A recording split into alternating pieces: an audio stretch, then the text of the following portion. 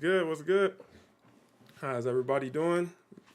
Back with another Avenger stream, and we are one day away from the day we've all been waiting for, with the Winter Soldier officially dropping. But we got a new trailer today. We got a new dev stream dropping in where's my phone?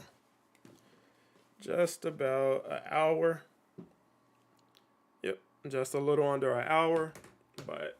We got this new graphic today showing off the Avengers taking on Modoc again. But before we get too far into the stream, let me do some shout outs to everybody who came through today. Get that out of my way. All right, let's see what we got. We got Abstract Galaxy, The Mail Action, Lucky Game in 19, Missing Score 44, Byron Collins was good. Ability, We Them Boys was good. Dakis Vibes, Andy is cool. That's what's up, Andy. Big Arm was good. We got Abby. We got Bucky Barnes. Hey, the man of the hour. Nothing But Diamond. Hillian. Kenneth Jones. Greatest. What's good, Greatest? Extreme Avengers. Cali Lions fan. And I think we all caught up. Mr. Fluffy Wicker. What's good? New York 1028. What's good? How's everybody doing? Drop a 1 in chat if you are excited for today's dev stream. And, for those of you who are, just coming into the game, or like you're a bit newer to the game, dev streams and all of that stuff, I'll be, they typically just break down, like gear, what they expect from gear, like perks and things like that. They may show off some new skins. Matter of fact, I'm pretty sure they are going to show off new skins. Because one of the members of the art team is going to be on stream today, and I think they have their new lead producer either Avengers! hosting or featuring. Nate the Greater 13 with the sub. Thank you for becoming an Avenger. Appreciate that. But yeah, they got a new lead producer being debuted today, and they're gonna have a member of the art team showing off some of Bucky's art and skins, I believe. He's a big Bucky fan. Like, he did a whole 3D printed metal arm for his Bucky cosplay this Halloween. So definitely looking forward to seeing what he has to show off. They're gonna have an interview with Scott Porter, who's the voice of Bucky in Avengers. So they got a lot to cover today. And again, as we all know, tomorrow's the big day where we finally get it. But we also got a new trailer today, so let's check that out. Avengers touching down. Let's move out.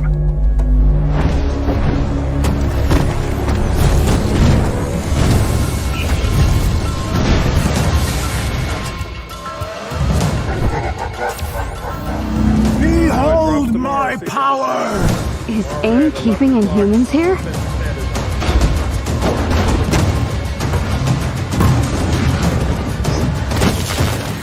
No one shall stand in my way. I've only grown stronger!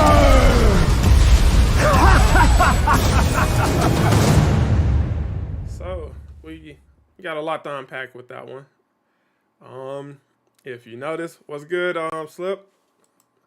My number one mod, what's good, bro? Avengers touching down. So you might notice Let's a lot move of out. familiar,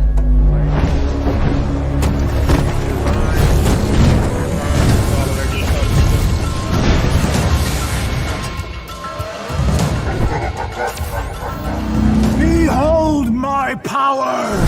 Is AIM keeping Inhumans here?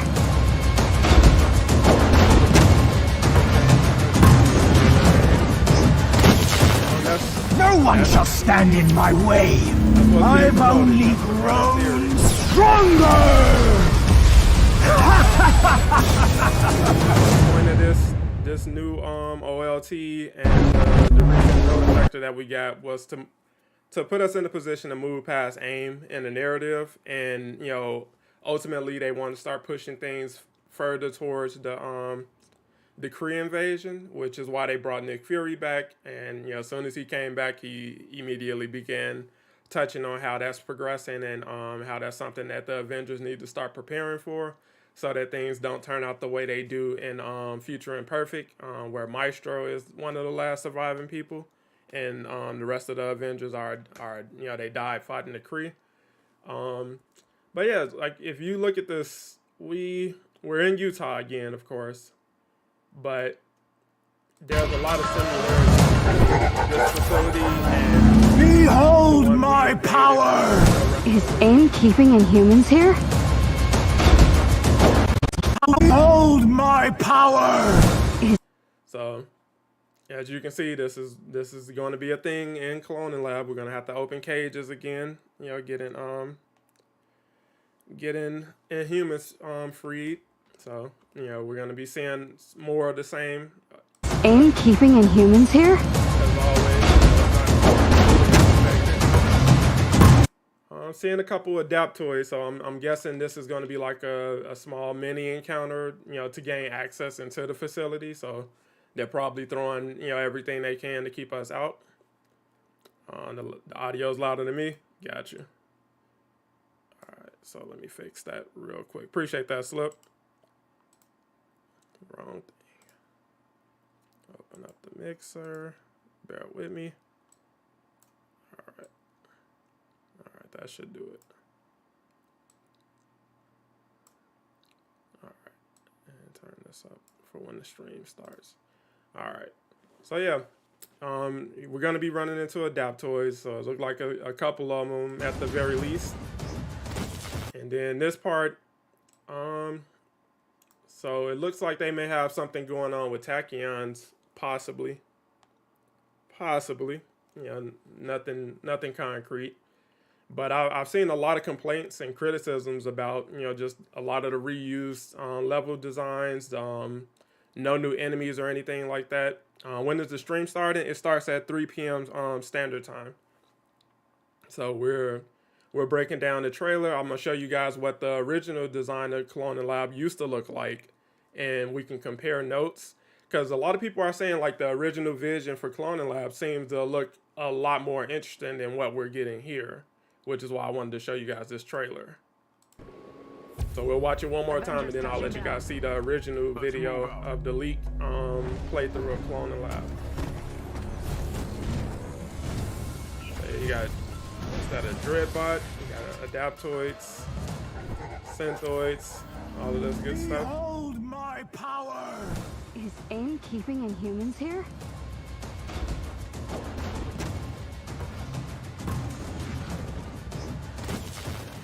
No one shall stand in my way.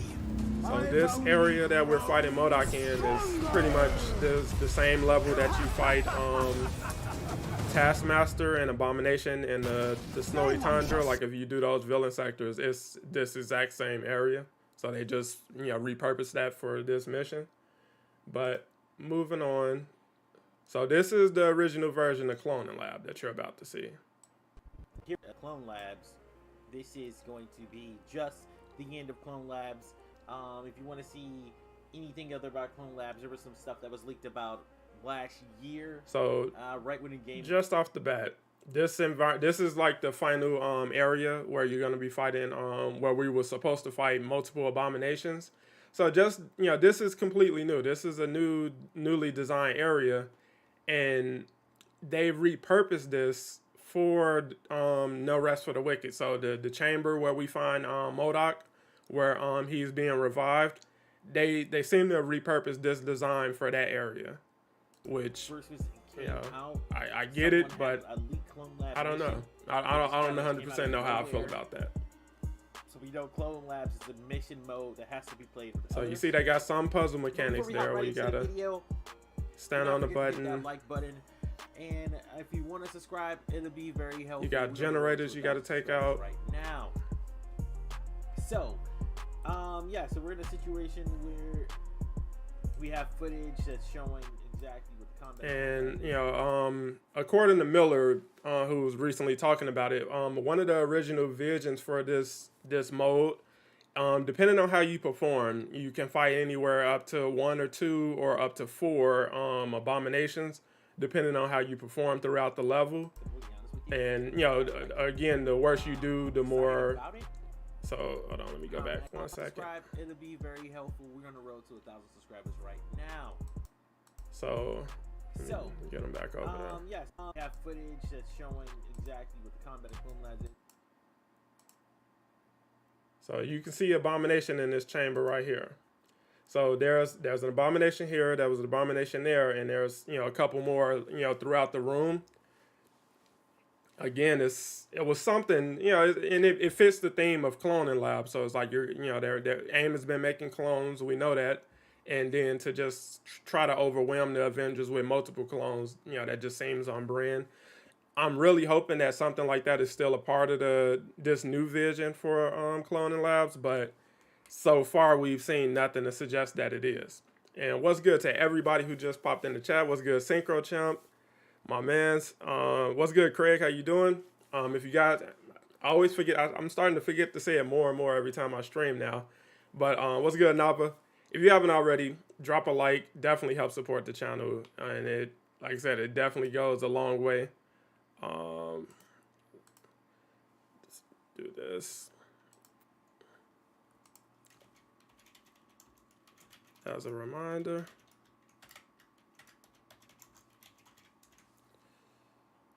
There you go. And then, so yeah, I'll let you guys finish watching this. But yeah, like, what are you thinking so far? Like, what's good, Gibson Gamer? How you doing, bro? How does this compare to the new version of Cloning Lab? So we got, you know, we went from what looks to be a completely new area to reused and repurposed areas. So we, like I said, we still haven't seen the full vision of the new version of Cloning Lab yet, to be fair, but from what we have seen, we do see a lot of, you know, familiarity.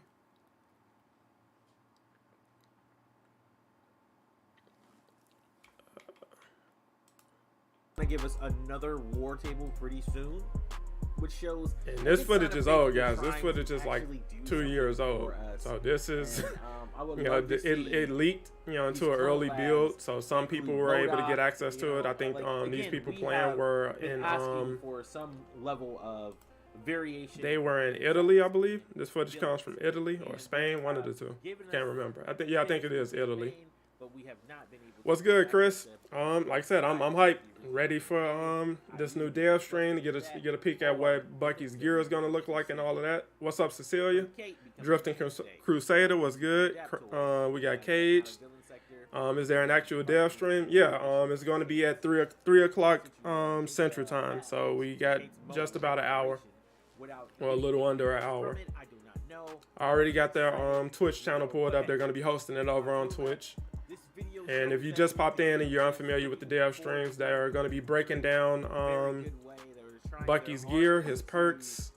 They're going to be showcasing more of cloning labs and explaining, you know, what we'll expect once we go into that. They're going to do an interview with a pre-recorded interview with Scott Porter, who's the voice of Bucky. And they're going to be showing off more of his art, you know, with one of the members from the art team. I'm blanking on his name. I follow him on Twitter. I'm blanking on his name 100%. But at this moment in time, I believe the game still has a lot of potential. I think his name is Chris something, Chris R something. But yeah, member of the art team. They're going to be showcasing their new lead producer. So I'm guessing that's going to be their new front-facing developer. Or he just picked up the role for today on short notice, I guess. But yeah, as you can see, these multiple abominations in Cloning Lab, and as they progress, you start seeing them bust out of the cages and everything, or the tanks.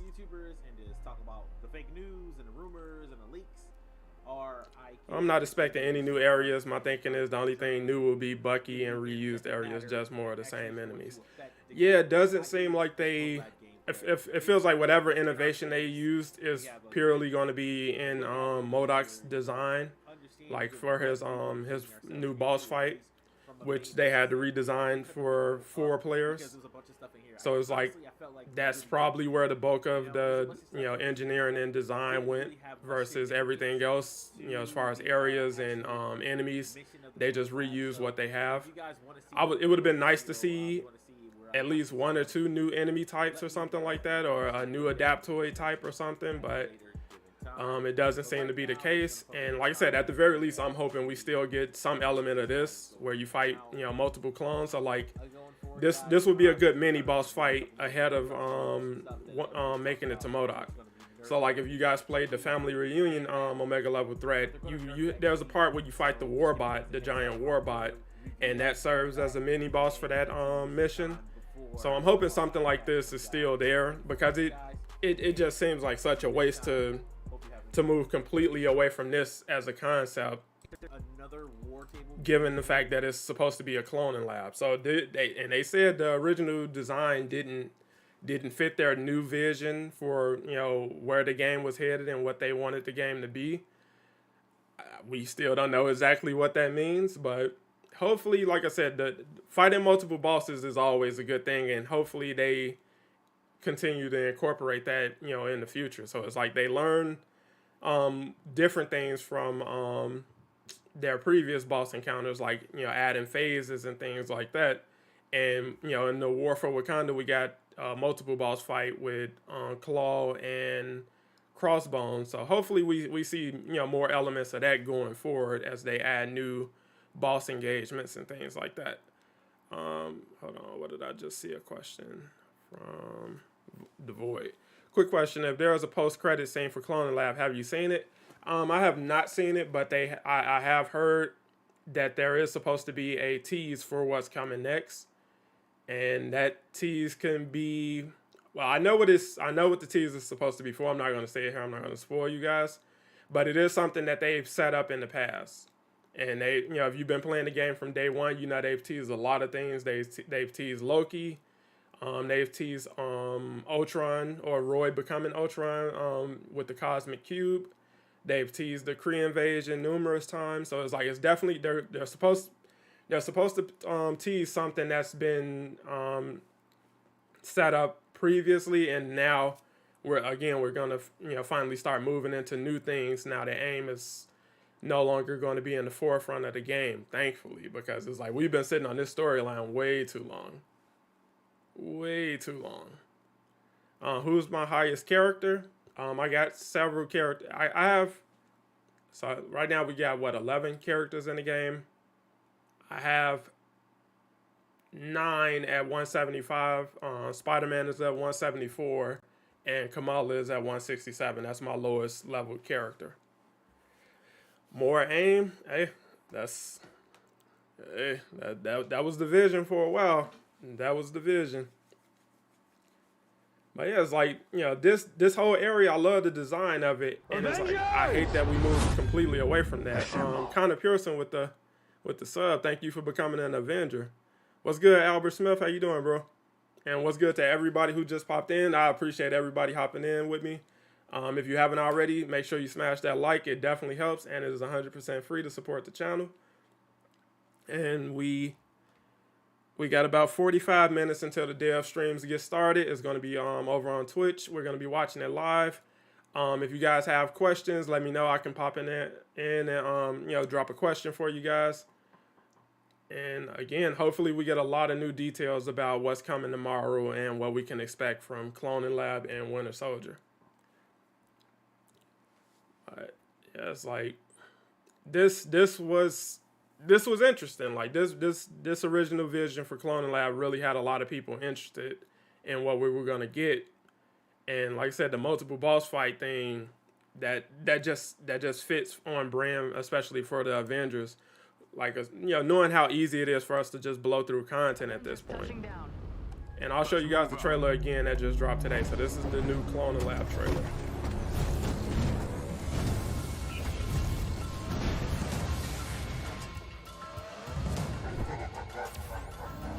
Behold my power! Is AIM keeping Inhumans here? I expect She-Hulk and Ultron to be bundled. I wouldn't expect that at this point. Well, honestly, I can't say that. I can't say that. Things, you know, have shifted behind the scenes, but, you know, again, we still don't really know what their plans are going into 2023. Bundling She-Hulk with Ultron would be a good, you know, good way to introduce both of them.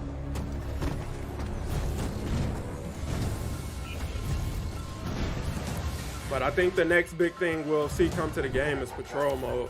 They've allegedly been putting a lot of work in behind the scenes, getting that right. Keeping Inhumans here?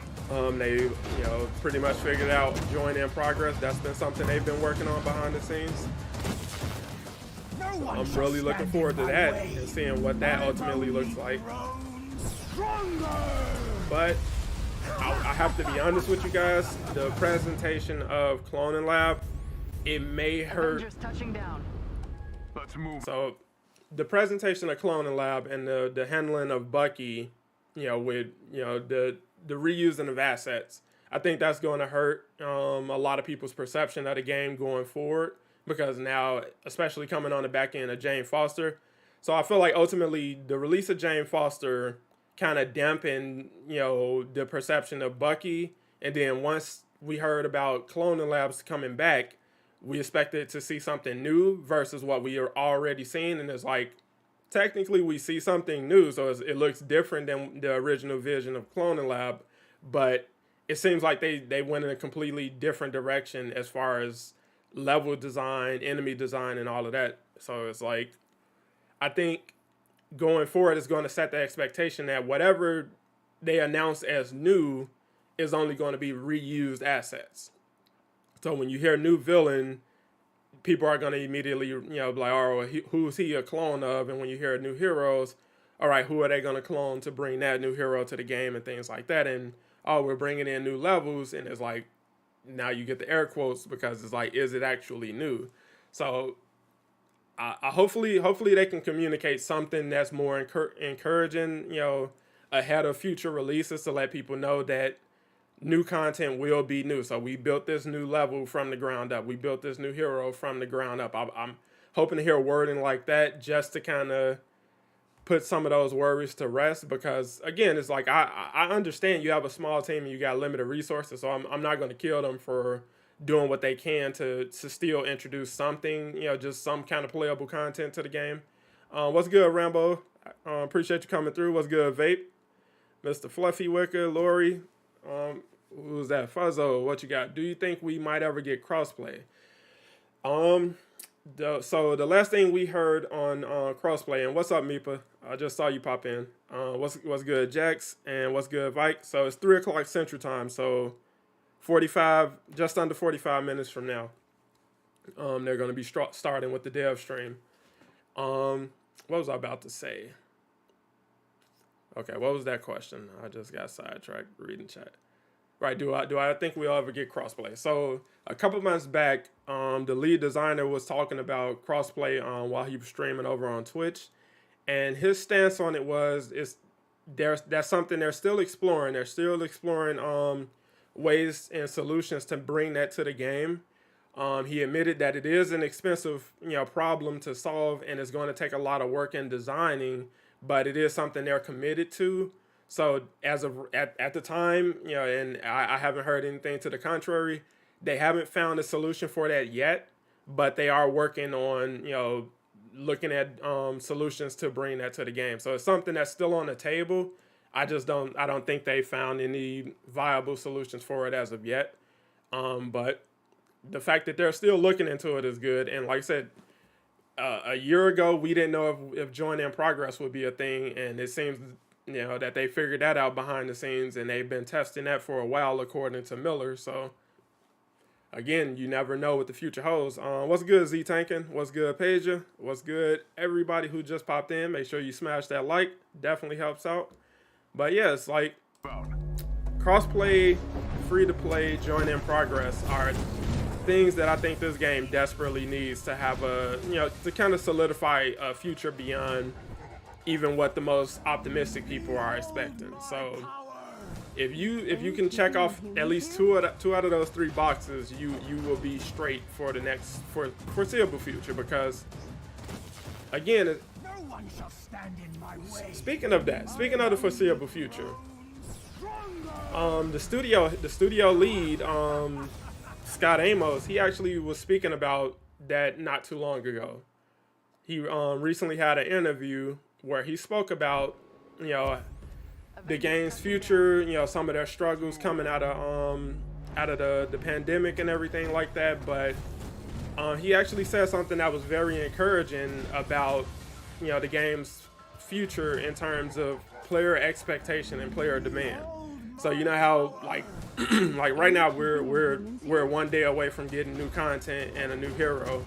But, you know, of course, people want to know what's next. People want to know what's coming after that, which heroes are coming, what content is coming. And he said that mentality, that demand is actually good for the game. And that's something that's kind of solidifying the future for us. So it's like, as long as there's something new that's in demand, something new to work towards, then, you know, the game pretty much ultimately will always have a future to some degree. Here we are again, finally. And again, it's like, I know, you know, we speculate about their budget issues, we speculate about, you know, resource limitations and things like that, but it's something I've said multiple times. I don't think this game is as under the gun as outside narratives would have you believe. So I don't think, you know, they're, you know, failing to meet, you know, profit margins or anything like that, because I honestly don't think they're being held to strict profit margins as of right now. Not forget to hit that like button, and if you want to subscribe, but very helpful. Yeah, I just think player demand, even people who hate the game, even people who've hated the game for a while now, they still hang around, they're still checking out for content. And, you know, a lot of people have a mentality of, okay, well, we can kind of bully them into making the game what we need it to be or what we want it to be, and that's toxic, but at the same time, it is a form of engagement, and that is something they can track. So it's like, I think having such a solid core player base is ultimately helping the game, you know, kind of keep its head above water. So it's like, where on the outside it looks like they may be failing or struggling desperately. I think like this year was a twist for a lot of players' expectations, because we thought, you know, they had most of the bugs figured out. You know, maybe they had a better plan going into the year than what we saw. And, you know, this year just seems like, because they had to divide so much time between choosing what to rework in terms of game design and events and things like that, while working on new content in the form of heroes and the new mission content that they've been dropping, it kind of puts you in a weird spot in terms of expectations for next year, because they've already announced that they're still continuing to do hero reworks and things like that going into next year. So patch 2.8 will be focused on doing more updates for the heroes, but we know that, you know, patrol mode and join in progress is being worked on. We know that they allegedly just hired, you know, for 2 positions with boss design and boss and enemy design and level design. So it's very hard to say, and it's like, that's why I try not to, you know, predict too far out what the game is going to do or what the development team is going to do, because optically it's always a misconception.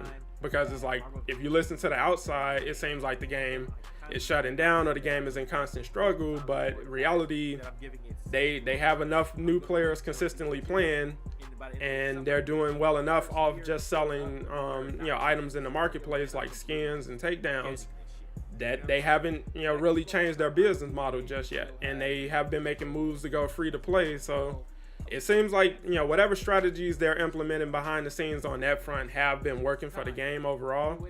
And like I said, I don't think it's in as much trouble as, you know, the narratives outside would have you believe.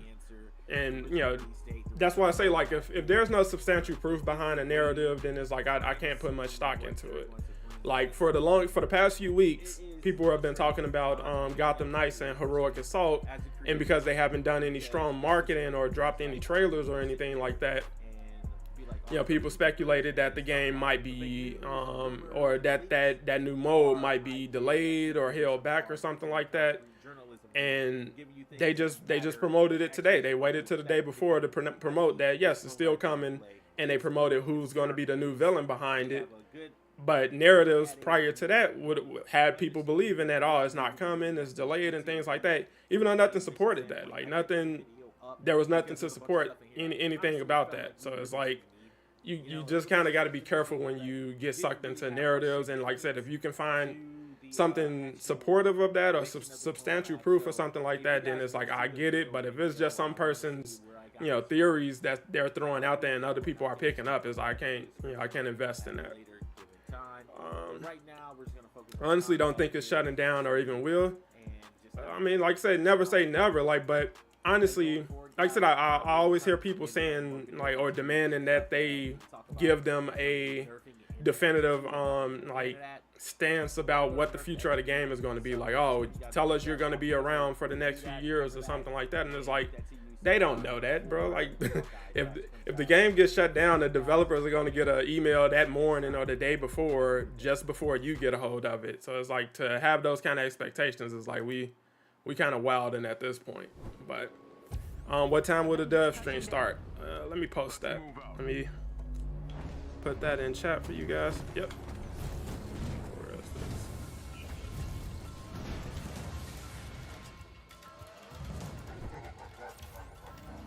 Behold my power! Is AIM keeping Inhumans here?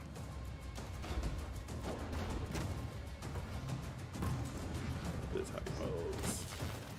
No one shall stand in my way. I've only grown. Let me get that pinned up for you guys. Alright, so anybody who hops in, the dev stream starts at 3 p.m. Central Standard Time. We already got the Twitch pulled up, so the second they push go, we'll be pulling up. We'll get over there probably around 2:45. I'll pull it up, just to be on the safe side. Didn't mean to do that. Dude, I'm so ready to get the 175 Red Room challenges on my grind. Yep. Casual, I got a few questions for you. Can you answer them? To the best of my abilities. Go ahead and shoot. What's good, Christopher Rogers? How you doing, bro? Hope school and work have been kind to you. Was the Winter Soldier. That agent was me. Also, I love that they are still updating the Stadia version for those still playing that until the end of Stadia. Yeah, that's what's up. I didn't even know about that. What's good, Derek? How you doing, bro? But yeah, I was playing with people last night, trying to help them get to 175 ahead of the Cloning Lab release.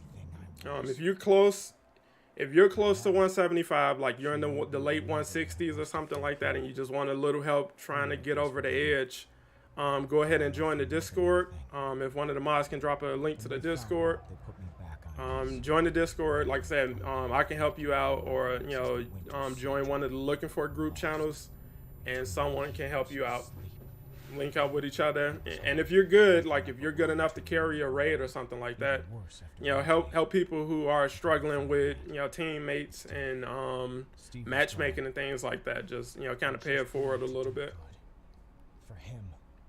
I have my Spider-Man around 163. The dev stream is at 3 p.m. 2 years. You got 30 minutes. Experimented on assassinating people, abducting Inhumans. School, yes. Work, 50-50 plus a little sick right now. Oh man. Get some fluids if you can, and try to get some kind of foods in you. But I'm really glad. What's good, Dread? How you doing, bro? Appreciate you running. Avengers, move out. But yeah, I'm actually glad I pulled this up. Something I touched on in my video that I dropped yesterday in my breakdown of the Winter Soldier and his abilities and his story and everything. A misconception that I keep seeing go around is that he's not going to have any kind of story, and that's not true. He is going to have a story, and he will have cutscenes. We don't know if they're going to be like animated cutscenes like we saw with Spider-Man, but he will at the very least have in-game cutscenes. They gave me a metal arm and took away everything. Took some ibuprofen a few minutes ago. All right, bro. I hope you feel better, man. She made me remember what it was to feel. It's definitely that time of year where people start getting sick. But yeah, you got a whole backstory with him and Natasha. He got a backstory with working for AIM.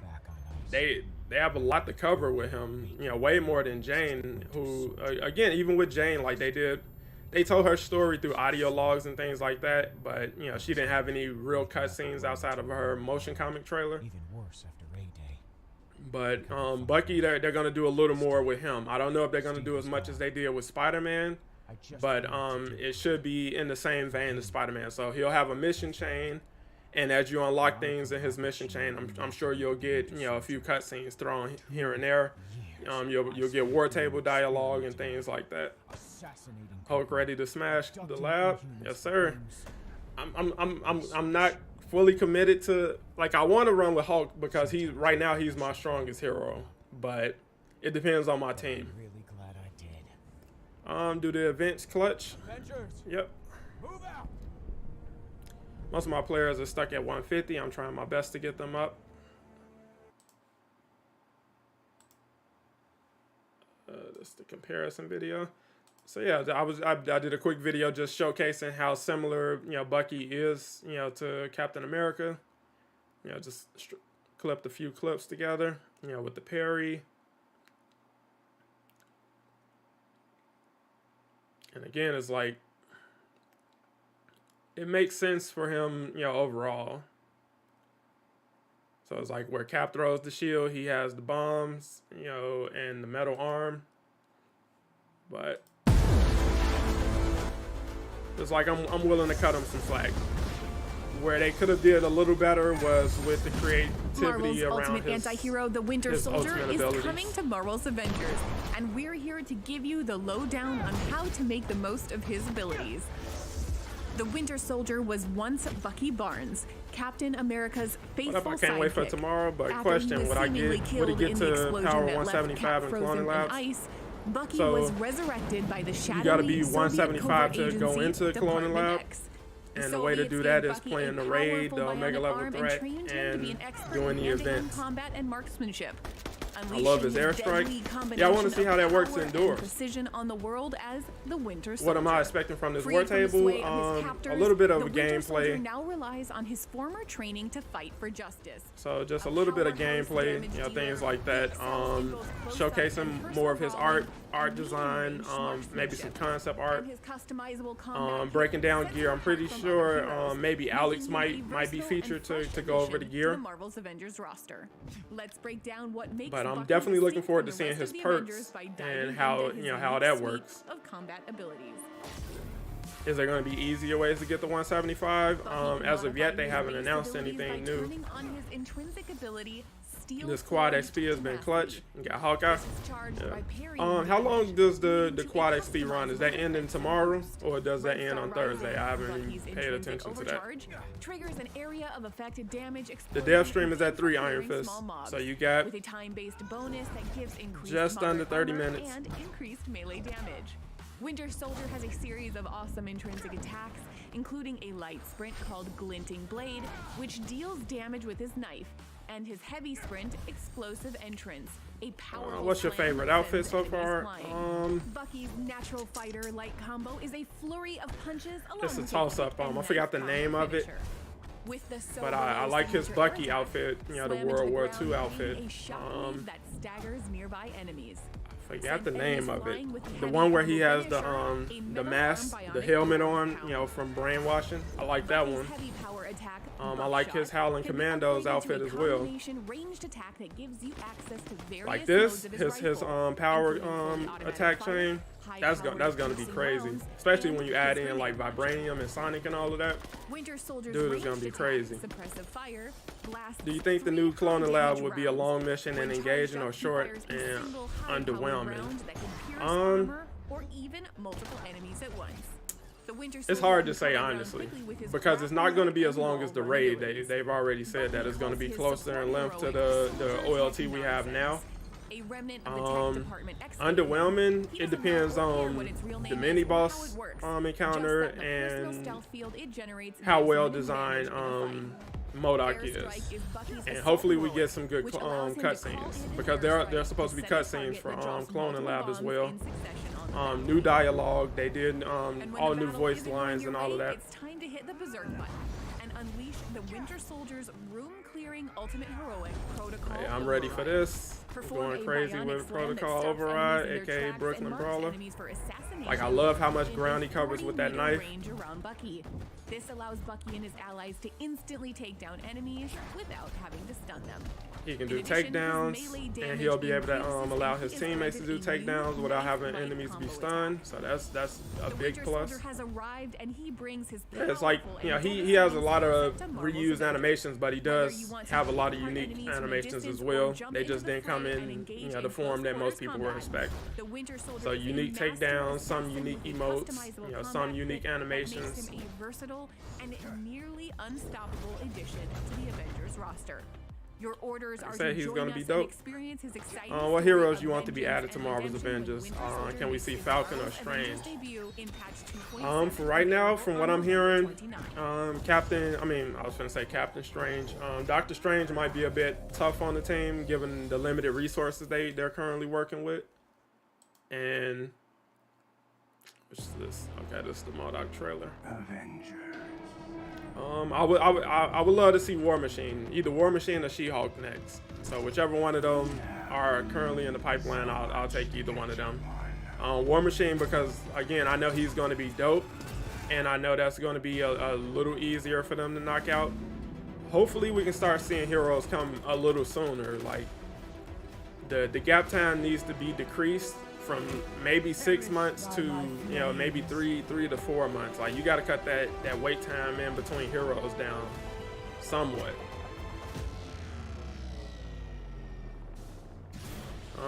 Bucky's rapid uppercut move is awesome. Reminds me of DJ from Street Fighter. 100%, bro. I didn't even think about that. When I was looking at it, I was thinking about Jax. You know, his what is it called? Fatal something. His brutal move from Mortal Kombat 11. I posted a video of it on Twitter.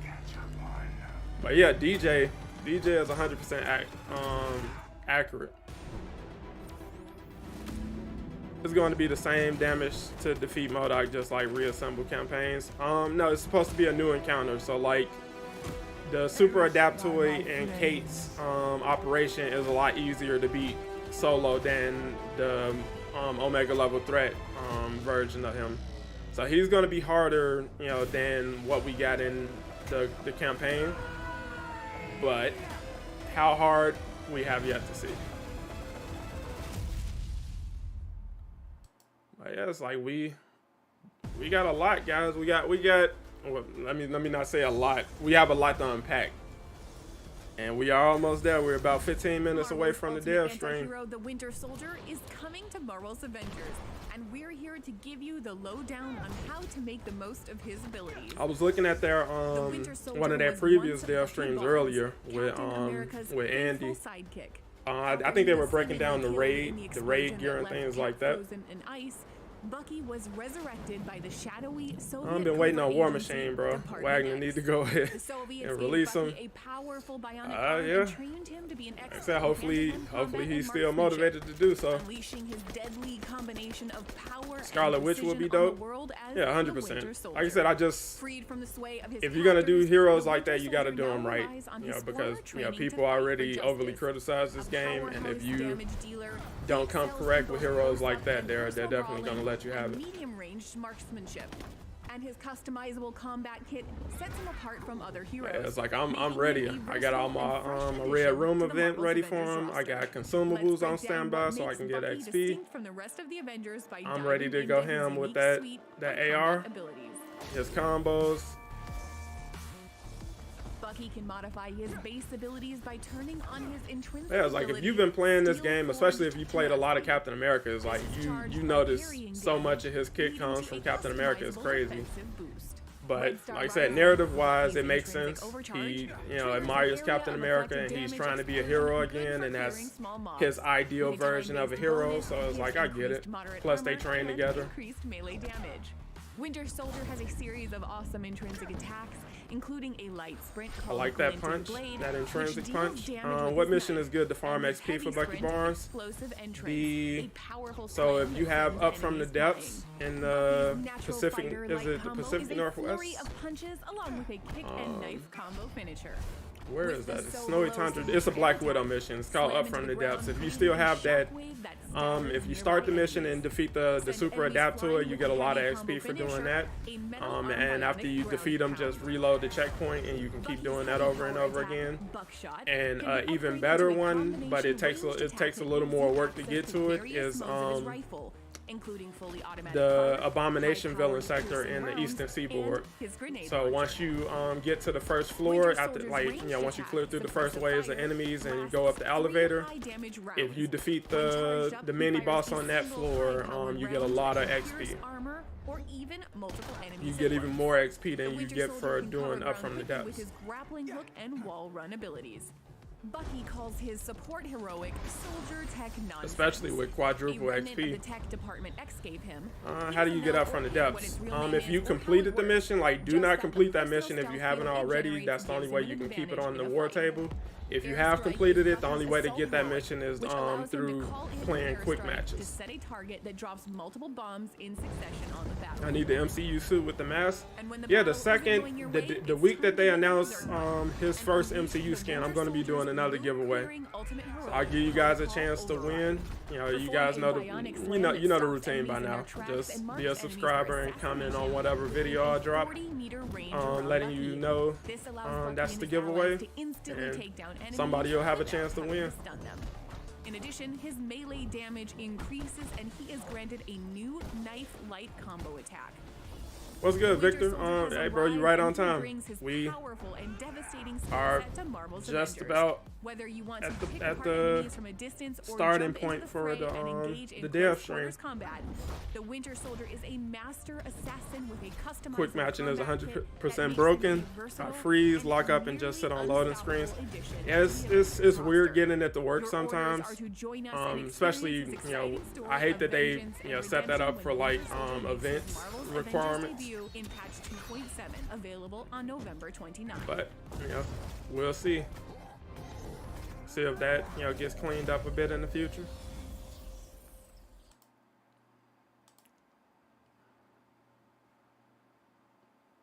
What's this? Okay, this is not a trailer. So yeah, I'll show you guys the old version of Cloning Lab again. And let you check that out.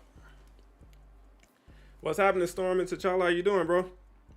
And again, if you just popped into the stream, make sure you smash that like. Definitely help support the channel, and I 100% appreciate it.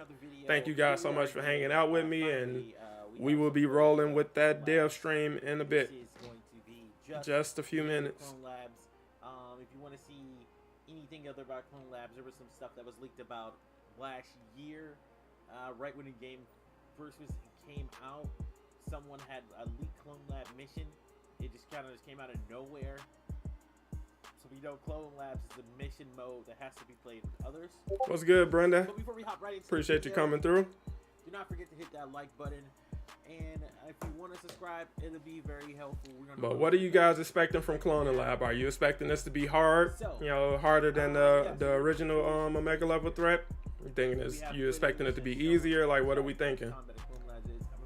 What about Falcon? Can we see him in the future? Like I said, that's 100% not up to me. I would hope so. I would hope to see more original Avengers and Ant-Man and the Wasp. So I would hope to see more, people who have risen in popularity in recent years thanks to the MCU. It's I'm hoping they can figure it out and develop a timetable to get content to the game a lot sooner. But yeah, if you can see here, so they had a mechanic set up where one person has to stand on this button to give the other player access, to the area right here. So you stand on this button to get this down, and then you have to pull out the generator. One person has to hold the generator, and then the other person, takes it down. So it's they're creating ways for you to have to use teamwork within the mission ahead of the final boss fight. Give us a good understanding of how they're going to do content. It would be about the same in terms of difficulty. I want She-Hulk. What's good, Elijah? This is the first of your streams that I managed to pop in. I already smashed that like. Appreciate you, bro. Appreciate that support. Had they brought up Scott Lang at all in the game? Yeah, Bruce Wayne and Bruce Wayne. Bruce Wayne. Bruce Banner and Hank Pym were talking about him. in the anthill. But You we know, have not Bruce been asked if he was access still to around. outside of So that's if we do get Ant-Man, that's going to be the version of Ant-Man that, you'll be or playing the things that we with. want to see. What's good, from Treasure? Kate become Appreciate you coming mainstay, through. Like the Super Adaptoid. Why is that not? But yeah, Bruce Wayne. I was just looking at stuff talking about him possibly being added to Gotham Knights earlier, so that's why he's on the brain. From it, I do not know. I'm not really excited, you know. But hey, Clone Labs. This video shows that the game is looking We can forward to going wrap in this a up. very, very good way. They're trying their hard. Screenshots are taken from like older builds, so anything can change. So yeah, this is one of the older dev streams we got Okay, so we're gonna talk about for your the raid. section Well, next. So we got this if you could around show this the, time last the year. login screen for the resources really quick. before Yeah, we as move you can on. see, Oh, I this is did- Andy, Oh, Alex, mind. Yeah, and we're- Mike. So yes, Andy, who's no longer with the so we team. have a screenshot but- of the gear upgrade when you log Yeah, in. you see you're gonna the this. chat is active, you know, all of that Overview, good stuff. So this isn't the official dev stream. That's going to be starting in 15 minutes. I told you guys I was watching this earlier, so An item in a just slot. giving you guys a glimpse of what the dev stream actually looks like, you know, for anybody who's new to the game or new to, you know, the dev streams and all of that. Restrictions in there. Yeah, 3 p.m. Central Time. In order to Can you please look up at the chat to see if you can answer my question? Let me see. Rockstar, I guess. And guys, if you got questions for me, just make sure to tag me in it. That makes it pop up a little more on the screen. I have a question for the devs. Can you please ask them why they didn't stop the time gating to the upgrade cost or an increase. for OLT and Elite raids before? So I can tell you right now that something like that they're not gonna answer. They're gonna look right past that. But I can tell you from the conversations I've had with them, the time gating is a thing because they feel like if players have too much access to the content, they're gonna blow through it, and then they're gonna be bored, and then they're not gonna interact with the content. So the gatekeeping is to keep you coming back every week. So instead of allowing you to just fully level up in the raid, you know, as fast as you want, you can they time it because again they can't keep up with fan demand for content. So again they really are just doing the best they can, and the time gating is an element of that. So it's like I understand, you know, how both sides are looking at it, but that's not something that looks to be changing anytime soon. Bring back time travel, yeah, it was I actually didn't even take advantage of the time traveling, but you know, it's like I'm pretty sure the player numbers were up for a short time, so I think at the very least that should be something they should consider doing as an event. So you know, like you can farm as much as you want, you know, for a week or for, you know, a couple of days, for a weekend or something like that. So that's something I'll pass on to them. You know, to try out, you know, over the weekends or something. What's good, Armani? But yeah, it's like we should be rolling fairly soon. So we got 248. Let's see. So we got just under 10 minutes. I hope there's a lot of enemies to smash. I don't want to fight one mob in a hallway, then ride an elevator to another floor. Yeah, I don't know how, you know, what the issue is with sending waves of enemies at multiplayer groups, but hopefully we can start seeing those kind of elements, you know, as the game progresses. I want the OLT to test my builds out. Let me know how good or trash they are. I'm expecting it to be the end aim.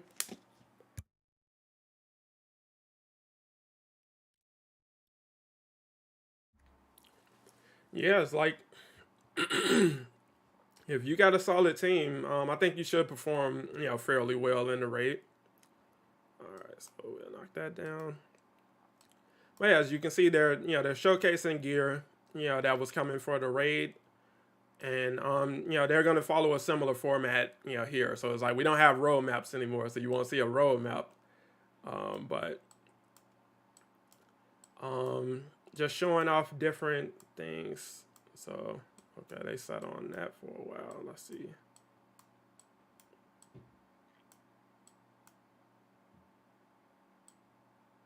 Okay. So yeah, just showcasing gear and perks, breaking down the perks. Okay, so yeah, this stream was dedicated solely to breaking down gear. and the new upgrade and resource reworks and everything like that. Apologize for clearing my throat, guys. It's been one of them weeks. Do you know when Captain Marvel will show up? No one knows when Captain Marvel or any unannounced heroes will show up outside of Miller, who gets scoops closer to new heroes releases. So that would be the best source for you to find early information on when the next hero is coming.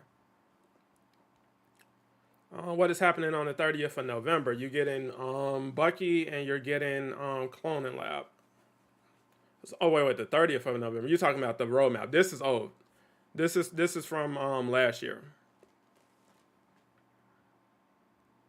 And you see right here it says last year. This is an old stream. So when I went to the channel, this was the first thing that popped up, and I was just kind of just listening to it, just rewatching it a bit.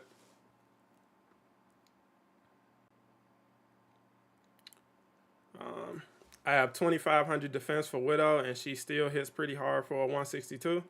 Yeah, you got to go into that elite raid and test it out, or go into the harem room and put it on brutal. That's another good way to test out your builds. Hopefully they say what level the enemies will scale to. So if we're coming in at 175, hopefully the enemies are like 195. If the enemies are 195, then cloning labs will be more challenging than most people were expecting. If the enemies are at 185, then it's going to be a breeze. Do you like to see Nova? Yeah, I'll take Nova. Clay Yonko with the sub. Thank you for becoming an Avenger. Captain Marvel has to be a huge content update and hopefully more story for Kamala. I would hope so, but again, it's like the way they're structuring content going forward. It's more so going to be built around multiplayer from what it seems. So again, it's hard to envision what her story would actually look like outside of maybe she comes in an event and then they introduce a new Kree invasion raid or something like that. That's something I talked about a couple times in videos and on stream. Like I believe everybody has a different vision of what Cloning Lab will not Cloning Lab, the Kree invasion will actually look like.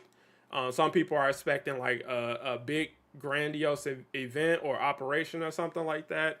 Other people, it's hard to say what people are really expecting, but what we're expecting, what people are hoping for, and what the development team ultimately deliver may be something completely different. So I feel like our vision of Cloning Lab, whatever people are constructing out here, and whatever the dev team is constructing may be two different things. Because they've said this year that they're moving away from doing operations, and Bucky is going to be the first hero we see who is a main Avenger per se, but he's not coming with an operation or a story. So however Bucky's story is presented here, that's kind of going to set the standard for new heroes coming into the game going forward. But with somebody like Captain Marvel or Doctor Strange, I can see them making an exception. I just don't know, if they would be able to find the time and resources to really, fully realize that the way that a lot of people are hoping for. But we are, 7 minutes out? 8 minutes? We're almost there. They should be starting soon. So yeah, once they go live, we'll be the first ones to know. And like I said, if you guys got questions, I'll pose them for you.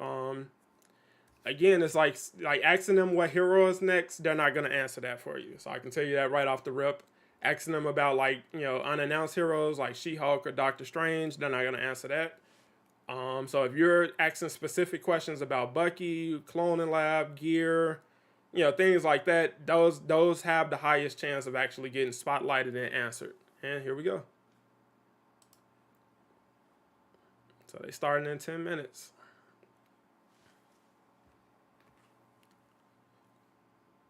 What's good, James? How you feeling, bro? Just like Spider-Man. Yeah, so Spider-Man, Brian spoke about Spider-Man's, the handling of Spider-Man's mission chain and cutscenes and everything is the standard he wants to bring everybody to when it comes to introducing new heroes. So Jane Foster was a smaller release, so they cut corners where it seemed to make sense.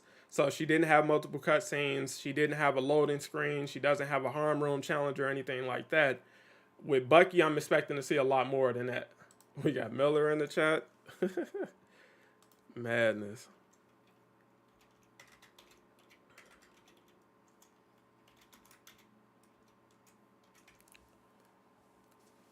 But yeah, like I said, we are. Let me see if they got some music going.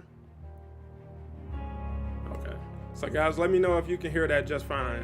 If I need to raise the audio or anything like that. So while the stream is going, I probably won't be talking as much. I'll let you guys get all the information that's being shared. But like I said, hopefully we get a pretty good showcase here.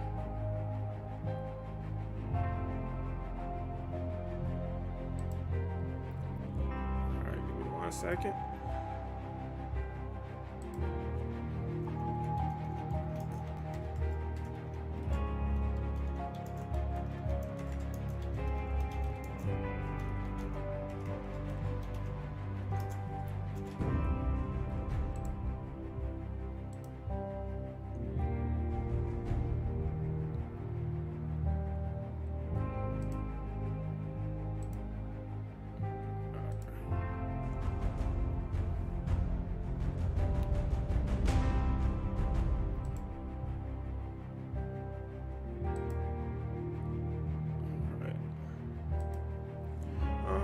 Can you ask them about adding 2 more heroic choices for each hero assault, support, and ultimate? I got you.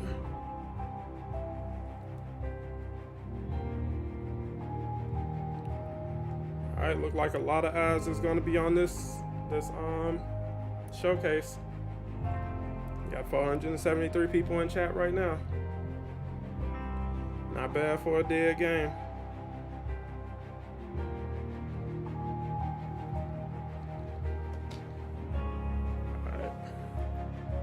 Here we go. Let's go.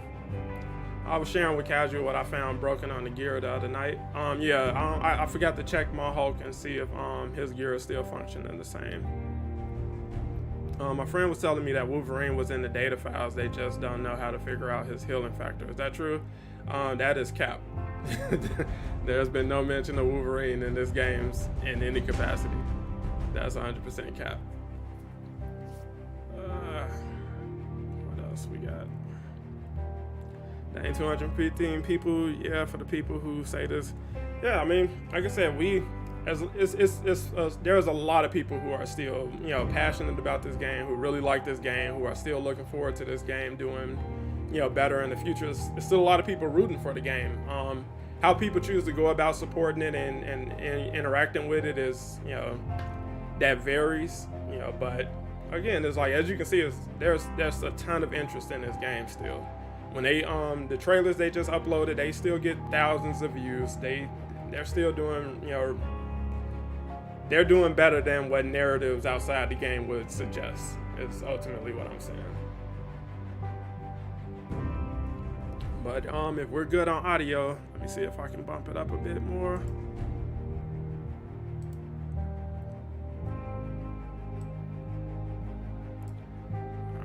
So let me know if that's good for you guys.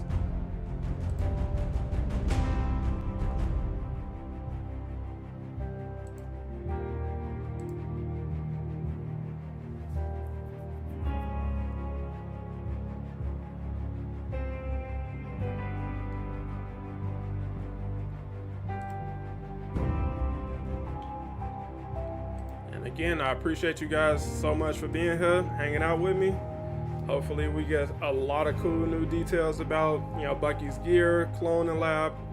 Hopefully they show off more of the environments, show off something new, like show off whatever new things they actually brought to the mode. Hopefully we get a glimpse of that, and an explanation of how things will work out once we get into the mission.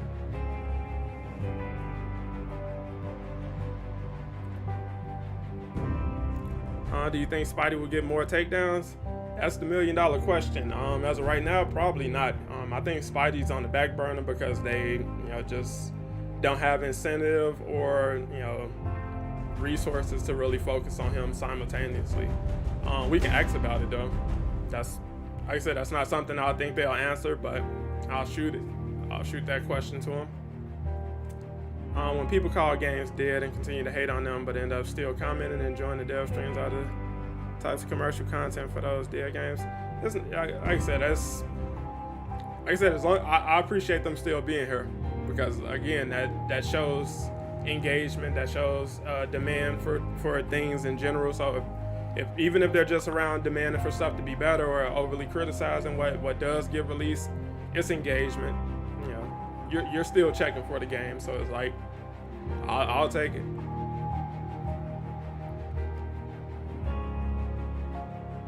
Oh, yeah, they're almost at 700 concurrent viewers, and we got 3 minutes to go. Can you ask if they are going to update the game more frequently going forward, or if that's a goal in the future? I got you.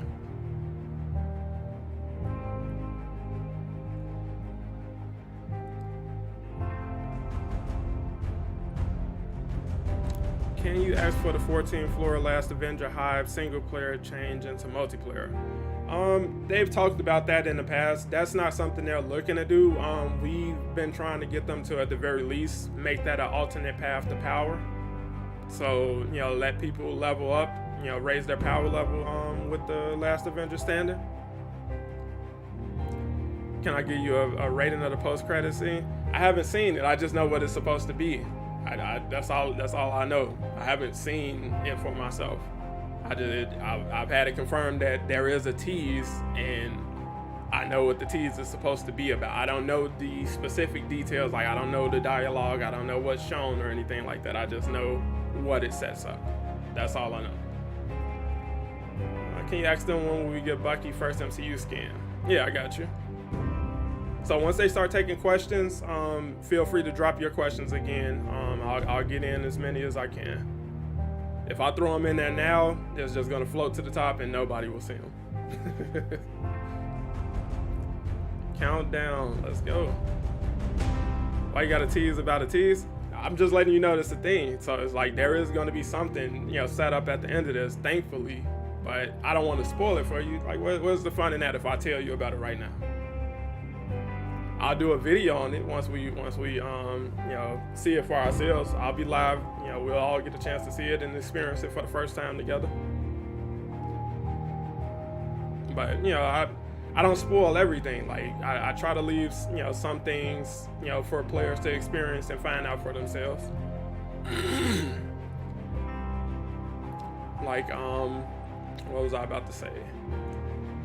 Like the Spider-Man, like I found out about Sean Chiplock being Spider-Man in this game maybe like a week and a half before, but I didn't make a video on it. I didn't drop any hints about it. I did nothing about it because I didn't want to steal the shine off of them and take away their time of announcing that. That's not the kind of channel I am. Like I'm not looking to get scoops like that. So it's like if there's a rumor that's interesting going around, I'll share it with you guys if it makes sense. But like just completely spoiling things, it's like, nah, don't do that. Not really. Keep up the great work, man. Thank you. Appreciate that, Dragonheart. Vaping Gamers with the 3-month sub and Dragonheart with the 1-month membership. Thank you guys for becoming members again. Thank you. Love the support, bro. Love it. Thank you. All right, we got 15 seconds. Let's get it. So I'll let you guys know when you'll see when they start taking questions from chat. So at that time you can drop your questions again. But until then, I'll keep the talking to a minimum just to let them say their piece uninterrupted. And there he is, Chris John. So we got Hunter hosting. Okay. All right, so let me turn this up. Yeah, they got audio issues. This is pretty common. The stream I just was showing you guys with Andy from last year, they started off with audio issues. Believe it or not. Yep, Sean Chiplock is the voice for Spidey in this game. And they got all the way up to 1,000 viewers, bro. Pete. Wait, time? There he is. Do you hear us now, chat? All right. How about? We got cosplay. We can hear Vanessa. We got it. Uh-oh.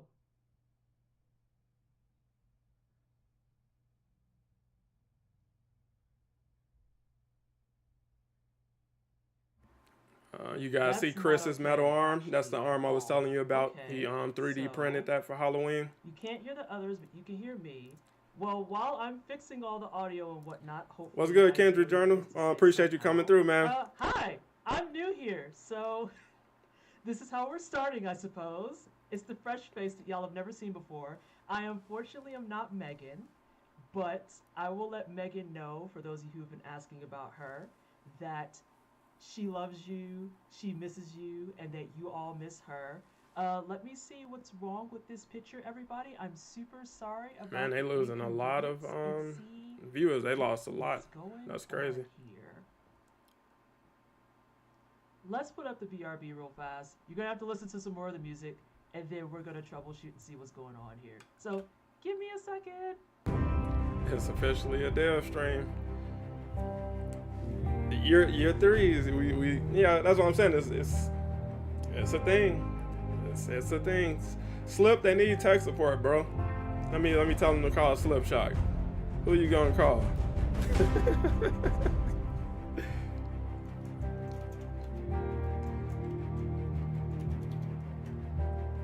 No, I'm not gonna do them like that. At this point, get a PlayStation. Hey. There's a lot of Megan supremacy going on over there.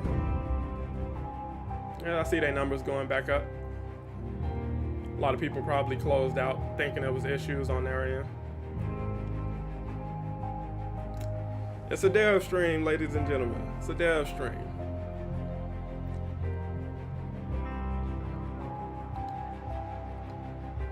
Hopefully they can get it figured out soon. But again, thank you guys so much for hanging out with me over here. If you haven't already, make sure to slap a like. Definitely help support the channel. Let me see how many likes we got so far. 100. So I know that means at least my mic is not worked. Hang on, I think we might have fixed it. You're muted, Vanessa. Sorry, I think we fixed it. All right. Yeah, we want to try again?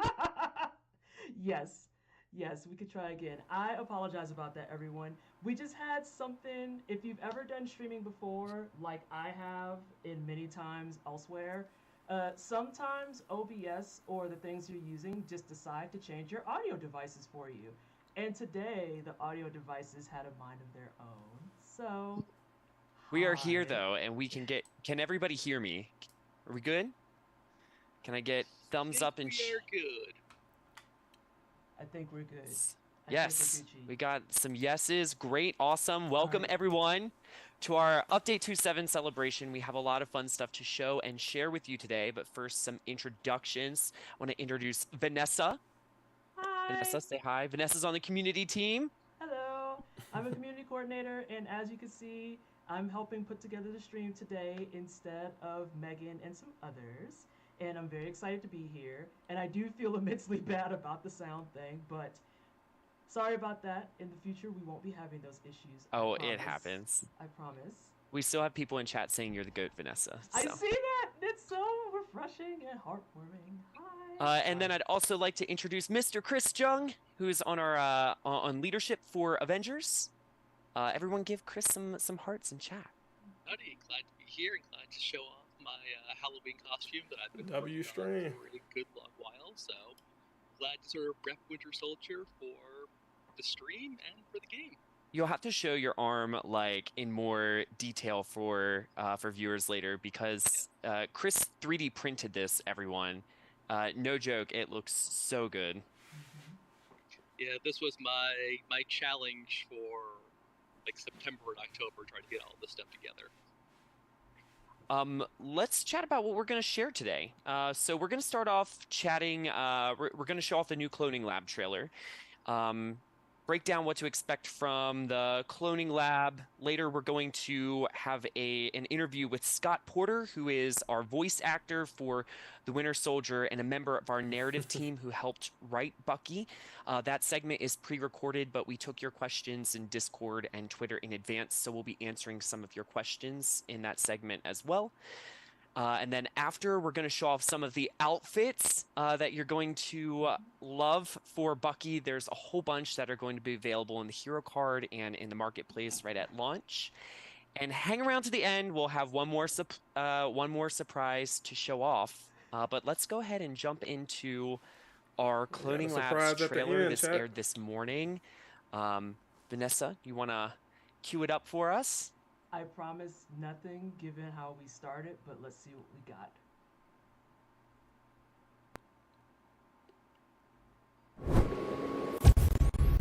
Avengers touching down. Yes, let's move out. Okay,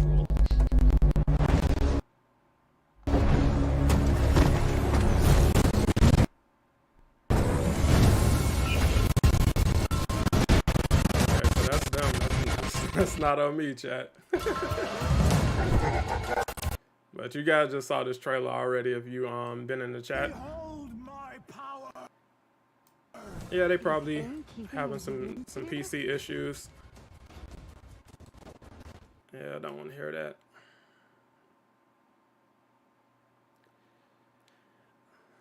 So yeah, it's like like I said, I feel for them. I get it. What's up with the audio? It's an issue on their end. It's not my end.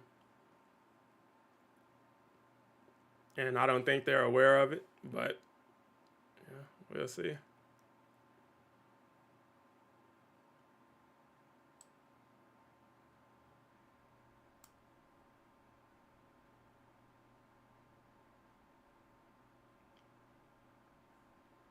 I had a feeling that OBS was going to betray me. That's why I put out the disclaimer I did at the beginning. It's also on the YouTube channel. Y'all can check it out there. We'll post it again. That was our Cloning Labs trailer. Super excited to chat about the Cloning Labs today. Chris, what is AIM's Cloning Lab? How do you play it? Let's jump right in.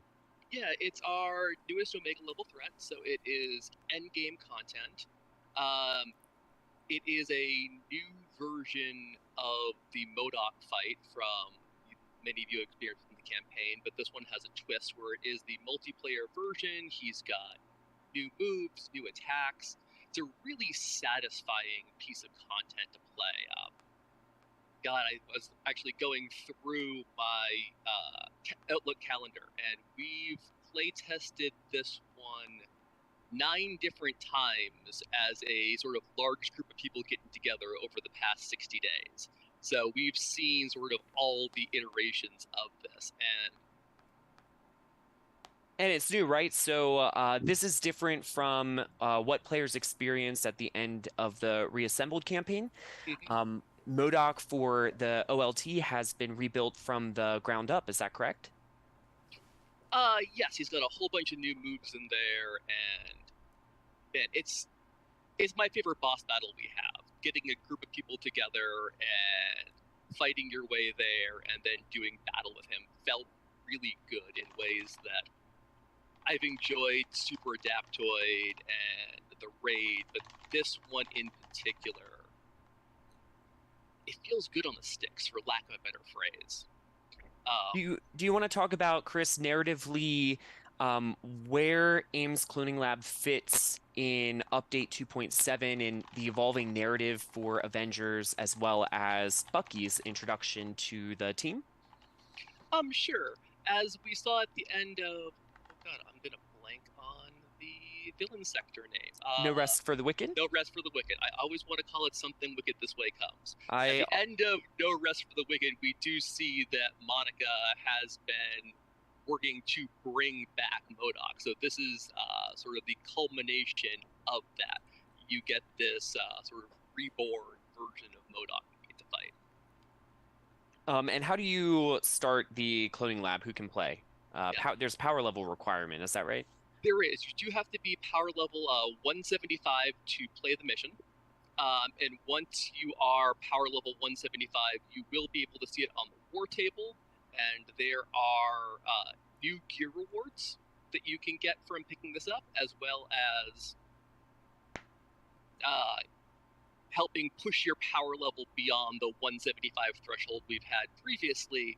We are increasing the max power level you can be up to 185. We'll get into the gear in a bit, but pushing your power level up to 185, you do that by collecting the gear pieces you earn from playing the new OLT. Is that right? Correct. Yes, the gear that you collect from Colonial Labs will help increase your power level.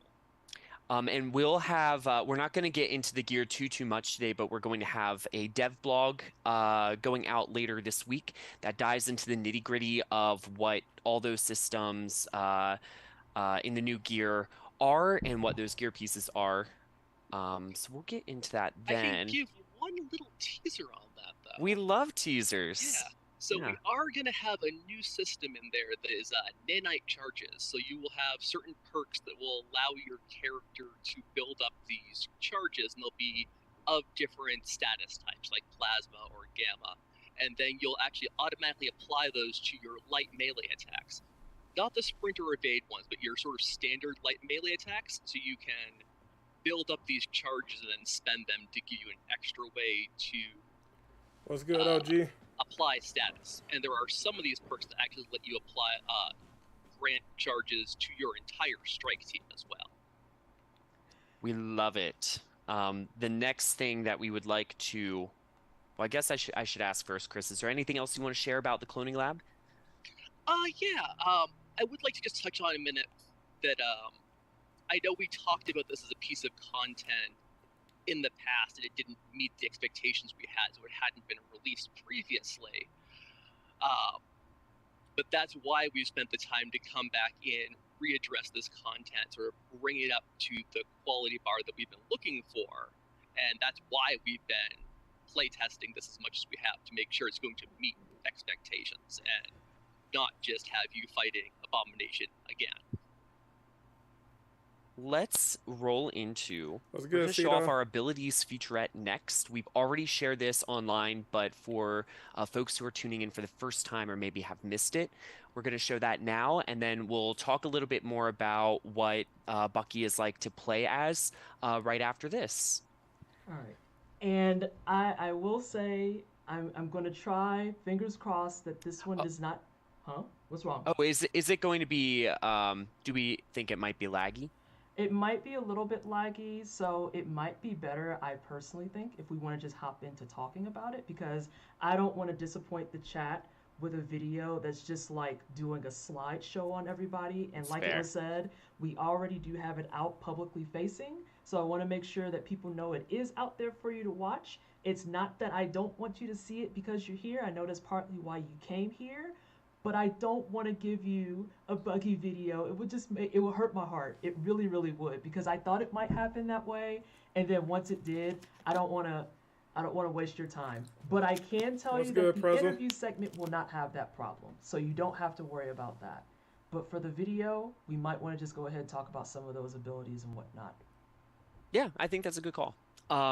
Let's talk about high level. What does Bucky like to play? He is a ranged specialist and lethal up close. The fantasy we're trying to fulfill with him is that he is a master assassin. Chris, do you want to dive into a little bit more of high level, what he's like to play, and maybe how he feels comparable to the other heroes? Yeah, I really like what we did with Bucky. So he's got a solid ranged kit, so he's got actually 3 options for his ranged attacks. He's got a 3-round burst that you can actually charge for like a sniper attack. We've got a full auto, as well as a grenade launcher. So we sort of fulfill the power that people sort of expect from Winter Soldier on the ranged front. And then on the melee side, he's got the ability to block and parry with his metal arm. He's got his intrinsic attacks allow you to use his knife in combat as well, which is one of the ways that you can apply status. And one of the things I really love is he has his power attack combo actually is a ranged attack. So he pulls out the shotgun, then he does sort of a spray arc of bullets in front of him, he does a piercing strike, and then he does the grenade launch. So in some ways, it's a lot like Hawkeye's got his bag of tricks, which lets you do a number of different ranged attacks through your power attack combo. And this one feels really great because you can even start it from in the air and sort of do this shotgun blast. The grenade launcher, I think, is my favorite weapon. I'm excited for everyone to try. It can be upgraded so that the grenades that come out stick to things. You can remote detonate them.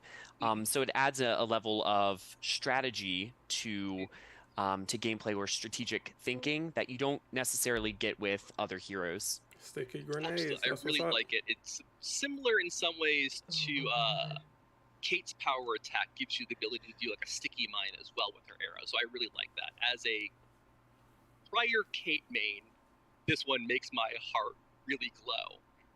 Do we want to talk about his heroics? Yeah. So I like his. This actually ties into sort of the ranged build that I like for him. His ultimate.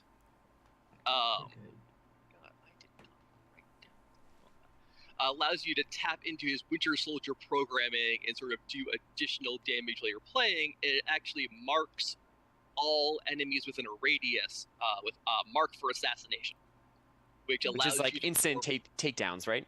Absolutely, absolutely. And it's not just for you; it actually marks them for anyone in your strike team.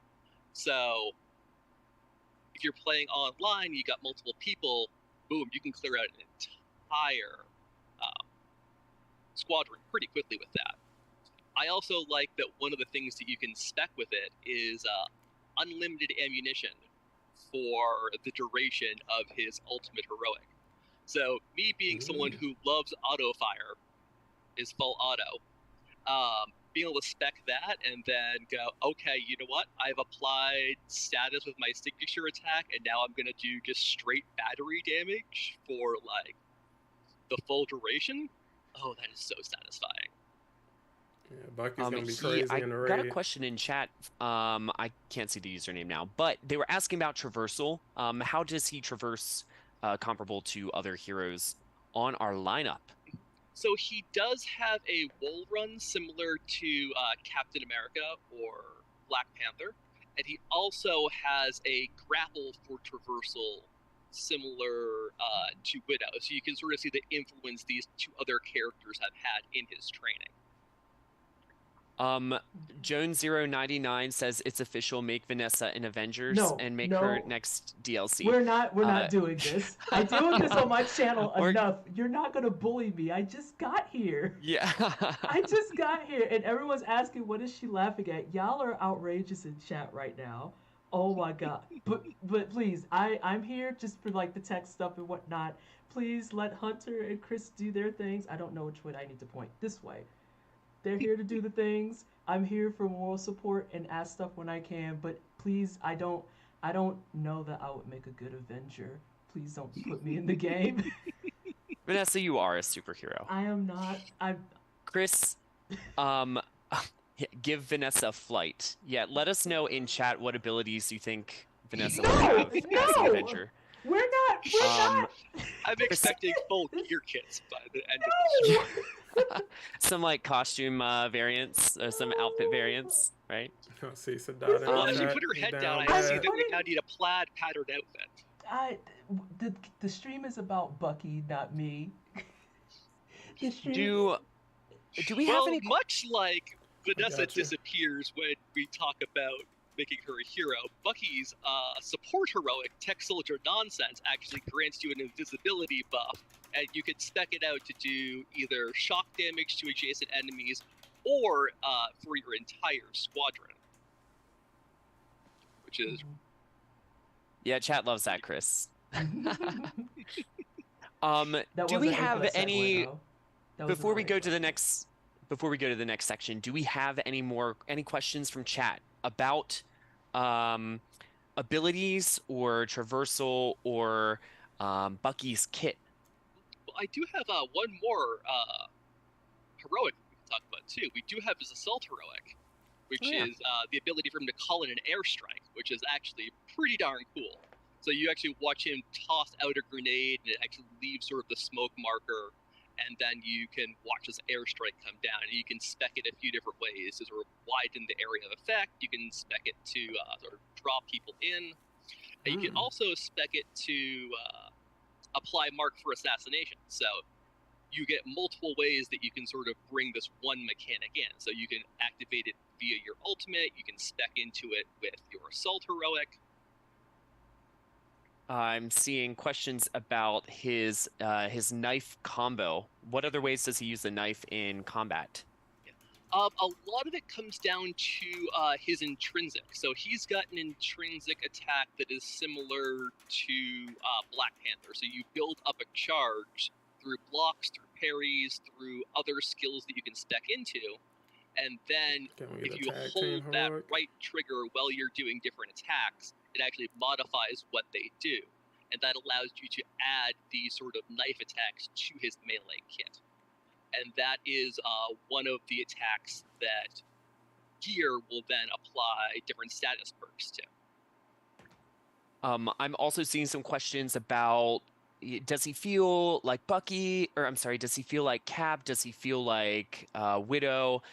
To that, I would say we try to make, when we were designing him, we were trying to make him feel like a character who trained alongside Captain America and trained alongside Black Widow. So you see some of that narrative thread in there, and we're going to talk about that a little bit in the next segment. Yeah, I would say that he feels like Bucky on the sticks. So he feels like he's his own hero, but you can feel like the influences of other heroes on him. So you will see his ability to sort of block and parry. You will see him use some of the tech to go invisible. But at the end of the day, when we first sat down and said, like, what's Winter Soldier supposed the community manager chat. Let's keep it clean. He feels like almost this. I think of him as an unstoppable machine who's sort of like marching forward towards his target and making sure that like he's going to assassinate that target at all costs. And the skills and the different pieces of combat all lend itself to that. And that's one of the points we kept going back to make sure that, does this feel like we expect Bucky to feel like? So looks like they won't answer about the double jump. Unless you have anything else you'd like to share, Chris, I think we should go into our segment with Scott Porter and Layla from Narrative. We're going to be hanging around in chat. This segment was pre-recorded. Let us know if you have any issues with audio, and we'll modify on the fly. But let's go ahead and jump right in. Remember, stay around until after the pre-recorded segment, because we're going to be live again talking outfits and showing off all the outfits. And again, there's... We'll throw one more teaser in, because we've got an outfit that we're going to show off that wasn't in the blog. A teaser. It's very true. But yes. Awesome. So hang around. Vanessa, do we want to start the next segment then? So they got a new outfit being showcased here that wasn't in the blog. Everybody, so I would advise you take about a minute or two to get up, grab yourself some water, maybe some snacks, and some coffee, and then we are going to go ahead and get our interview with Scott going in just a moment. All right. So they're not taking as many questions. I saw it was more than just me asking that question for you. I forgot who asked that about the double jump, but they either didn't see it or, like I said, there's probably a lot of chat questions going on their end. So it's like, don't hold it against them. But can we give our questions now? No, they're going into a pre-recorded section, so they're not going to be answering questions during this part. They should be taking questions more towards the end as well.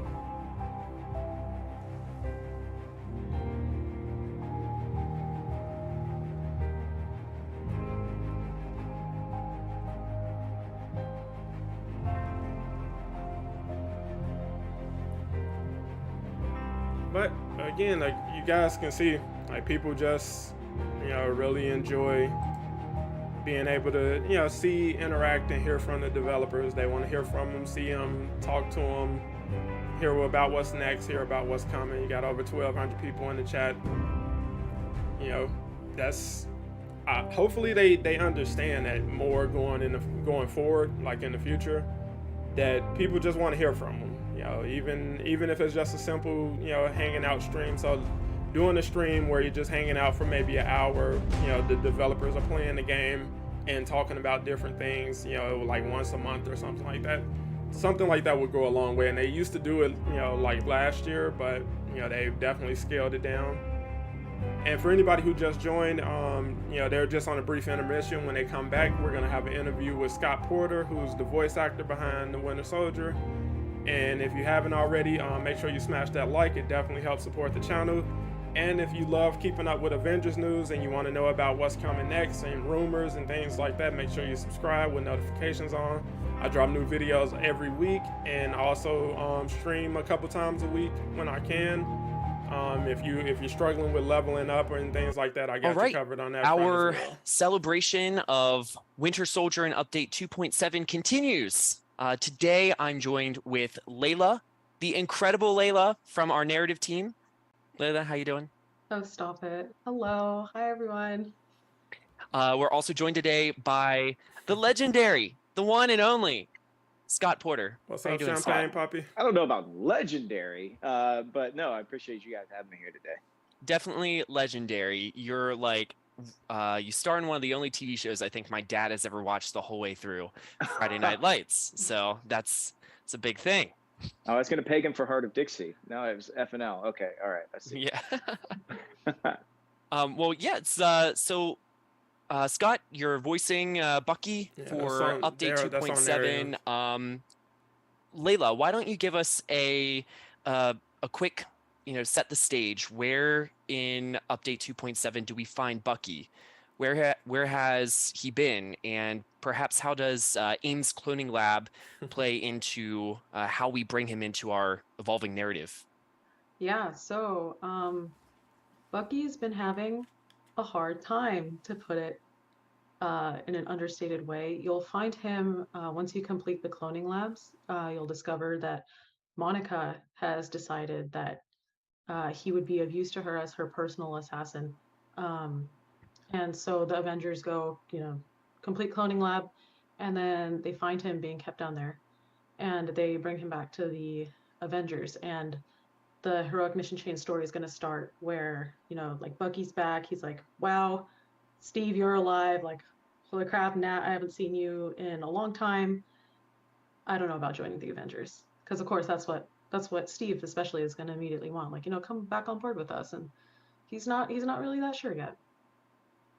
Now, Scott, tell us a little bit about your background, because this isn't your first time playing Bucky, or your second. Yeah, no, I've played Bucky in a couple of different iterations, and I've played him as both youthful, exuberant Bucky from World War II era before ending up on ice the very first time in Lego Avengers, as well as a post-Winter Soldier version of Bucky in Lego Avengers as well. But that was hilarious in nature. He was on, somebody had said the words and he was hallucinating and he thought a teddy bear was president. And so it was not a really serious take on Winter Soldier. But I've also, in the past, voiced Winter Soldier in a fighting game where he was nothing but business and just violent and out for blood. And so I had run the gamut of, Winter Soldier as far as like big, explosive exploration of who he is in battle. But what really excited me about this project was getting to play the smaller moments. I auditioned for this thing, I think, way back in like 2019, actually. I mean, it was a long time ago. And I didn't know it was Winter Soldier at the time, but the writing, because, they mask everything. So it wasn't Bucky or, Winter Soldier or James even. I can't remember the name on the audition, but Billy? It was Billy. You're right. Billy.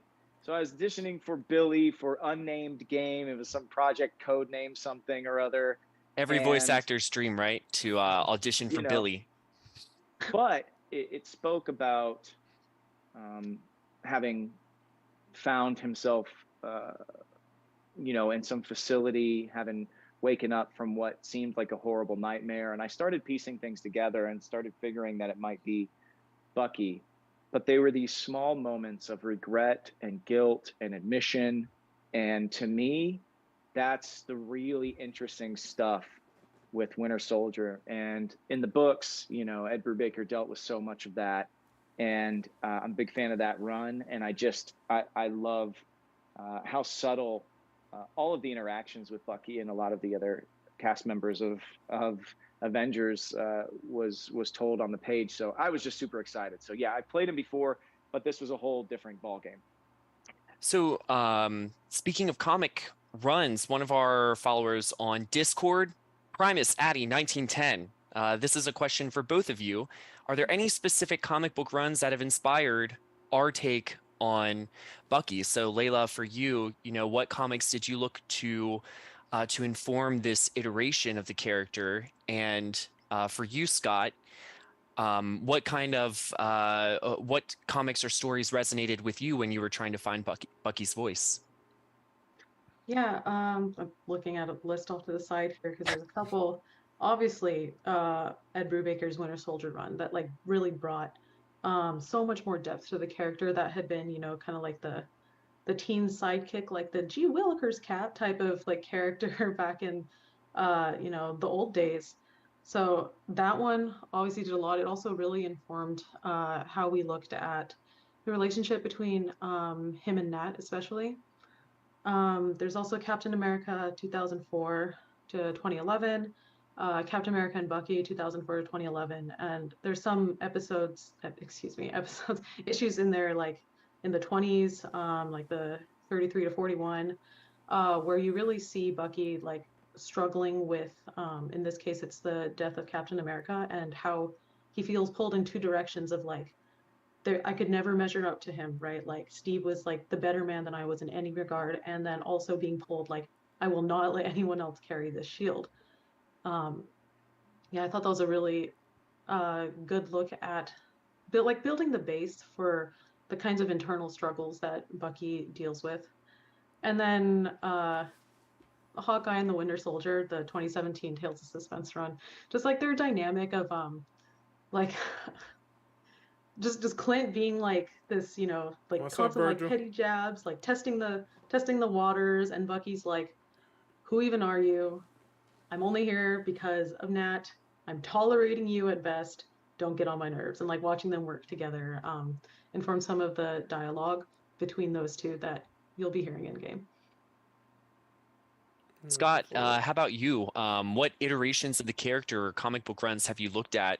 One of our followers, Zach O from Discord, asked if Sebastian Stan's portrayal in the MCU was one of your inspirations, or what other inspirations you had. Yeah, it's an interesting thing when you take up the mantle of a hero that is widely loved, and Winter Soldier is no different from a character like Star-Lord, who I've voiced in a number of different games for Marvel. When I did Star-Lord, I never wanted to be a Chris Pratt sound-alike. I wanted my Star-Lord to be a little bit more Midwestern in nature, a little bit more skittish in a way. My Star-Lord wasn't afraid to scream at a very high pitch when frightened by something. I always felt like my Star-Lord at the time was just a little, putting on an act around these other heroes. And the way I approached Winter Soldier wasn't much different. I didn't really borrow from Sebastian Stan's very quiet, very measured performance of Bucky, I feel like, in the films, and he's wonderful. But the last thing you want to do is try and, copy somebody and then fail doing it, because you don't, at that point in time, pay respect to anybody. If you're doing a poor imitation of somebody else's work, you're not really honoring them, and you're not honoring your own instincts as well. I use the base of Bucky from the books, of his confliction on whether or not he could ever be a hero again. A lot of that in that 2004 to 2011 run that was mentioned earlier has something to do. I'm a comic fan. I've read him for years, but I also just took a lot of cues from the writing that this team put together for the game. And that's really where I keyed off of. And what I got a lot out of the audition scenes was this was a very vengeful Bucky. It wasn't, he is full of vengeance, and he's trying to quell this rage inside of him, because this hasn't just happened to him once at this point. This is, this is something that for Bucky is recurring, and it's just, he has a lot of self-loathing because of it. And so I came from this a little bit of a darker place, I think, than I expected to, but that was just because the writing gave me the springboard for that. I loved every moment of playing Bucky and finding the nuances of that character in this game. And I was really surprised how quietly we are able to tell it. I think there's a lot of really quiet moments with Bucky that I didn't expect in this game, and I hope the player base really appreciates. Yeah, that's a great segue to one of our questions from Discord. User Johnny Blazeit asks, how much influence in direction did you have as you were voicing him? What was that collaboration like between you and the narrative team? Oh man, listen, this is a complicated story that you all have built, and I definitely needed help with where Bucky had come in and out of people's lives, and take the cues for the context of these relationships and then spin out of that. It was a truly collaborative effort, and it was so cool to be a part of that. Sometimes games aren't that way. Sometimes you are there and you're playing a character who is, for lack of a better term, a hammer for a certain point or a certain perspective or something, and they're just very blunt in the execution, and whatever team that's designing it wants you to just do the thing they hired you to do. That wasn't the case here. It was really, really cool. We had a lot of time where we would converse during sessions, which isn't always a lot. It wasn't, that's something that's not always time that's given in a session, because the way we record is you get 4 sessions, you get 4 hours for a session with an actor, and you need to get as many lines as you can recorded. But I think in this case, the context was so important, and they really allowed for that air to be there and those conversations to be had. And I think it really deepened the character in a huge way. Do you want to speak to that at all, Layla, about, recording day, working together with Scott, and what that collaboration was like from your side? Yeah, so I was honestly I was quietly ecstatic when the first time, Scott, you said hey, so this line, I'm trying to get into his head, what exactly is going on when he's saying this internally, and then you'd provide suggestions like bringing in certain parts of his past and the kinds of interactions he's had with the people he's talking to. And I was just so hyped the whole time. I was like, oh my god, Scott is really getting into Bucky as a person, not just a role, but really who he is, how his psyche works. And yeah, obviously the lines are part of it, but the delivery is also part of it. And then the collaboration, I think, really made something special that brought a new level of life to Bucky. And for that I'm very grateful. So let's speak to the the finished product for a second. Layla, we have a new heroic mission chain in Avengers featuring Bucky. So what can players expect from that, which you wrote? Yes, I did. So this this went to thank you. Perhaps some of Scott, what you talked about with the quieter moments. I wanted to focus on his relationships, the 2 most important people in his life, Steve and Nat. And in the heroic mission chain, especially Nat, they'll get some moments where they're just talking, he's kind of working through his self-doubt and his need for, he has a need for vengeance against the people who did this to him, but also in a way against himself for what he's done to people, regardless of whether or not it was his choice, right? It wasn't, but he has a really hard time letting go of that. And so you'll see him like throughout like the couple of missions that we have, like kind of keeps like, I remember saying this in session, like pushing the goalpost, right? He accomplishes something and it's like not enough, like he can't really forgive himself yet. And then like, you know, there's another, and then keeps pushing it. When it's finally done, you know, he's kind of left in like this quiet, not exactly like triumph. It's like he finally has to think like, you know, I have a future ahead of me. I have choices to make, and how can I like move forward with that if the past is still dragging me down? And so I think the heroic mission chain, hopefully it gets across that like he works through the internal with like the people closest to him in like, you know, the very Bucky way that he does. One of our users on Twitter at Purified1989 asks, "Is this version of Bucky an anti-hero?"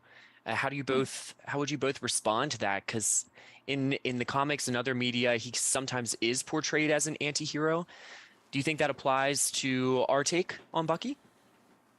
Ooh, I'm gonna let Layla answer first. I know where I came from on it, but okay. So like at first I was like, this is kind of hard question, right? Like, because then you have to like look into anti-hero, like what that means exactly, and that doesn't really have like a super concrete definition. It's a little nebulous, right? Like for some anti-heroes, it's a person who does the right thing for the wrong reasons.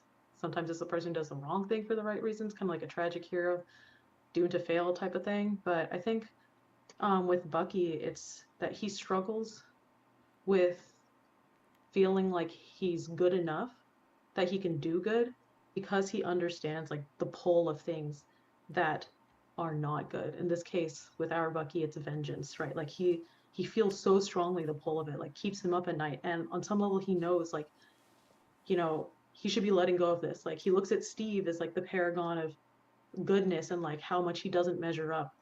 But in that space between him and Steve, he knows that like the thing that creates the rift is that like he wants it. He wants the vengeance. Like it would feel good and satisfying.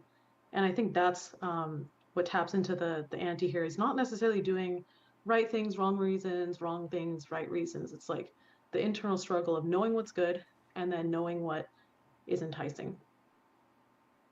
I think for me, this question is all rooted in, you know, Captain America has evolved beyond his World War II symbol, American symbol.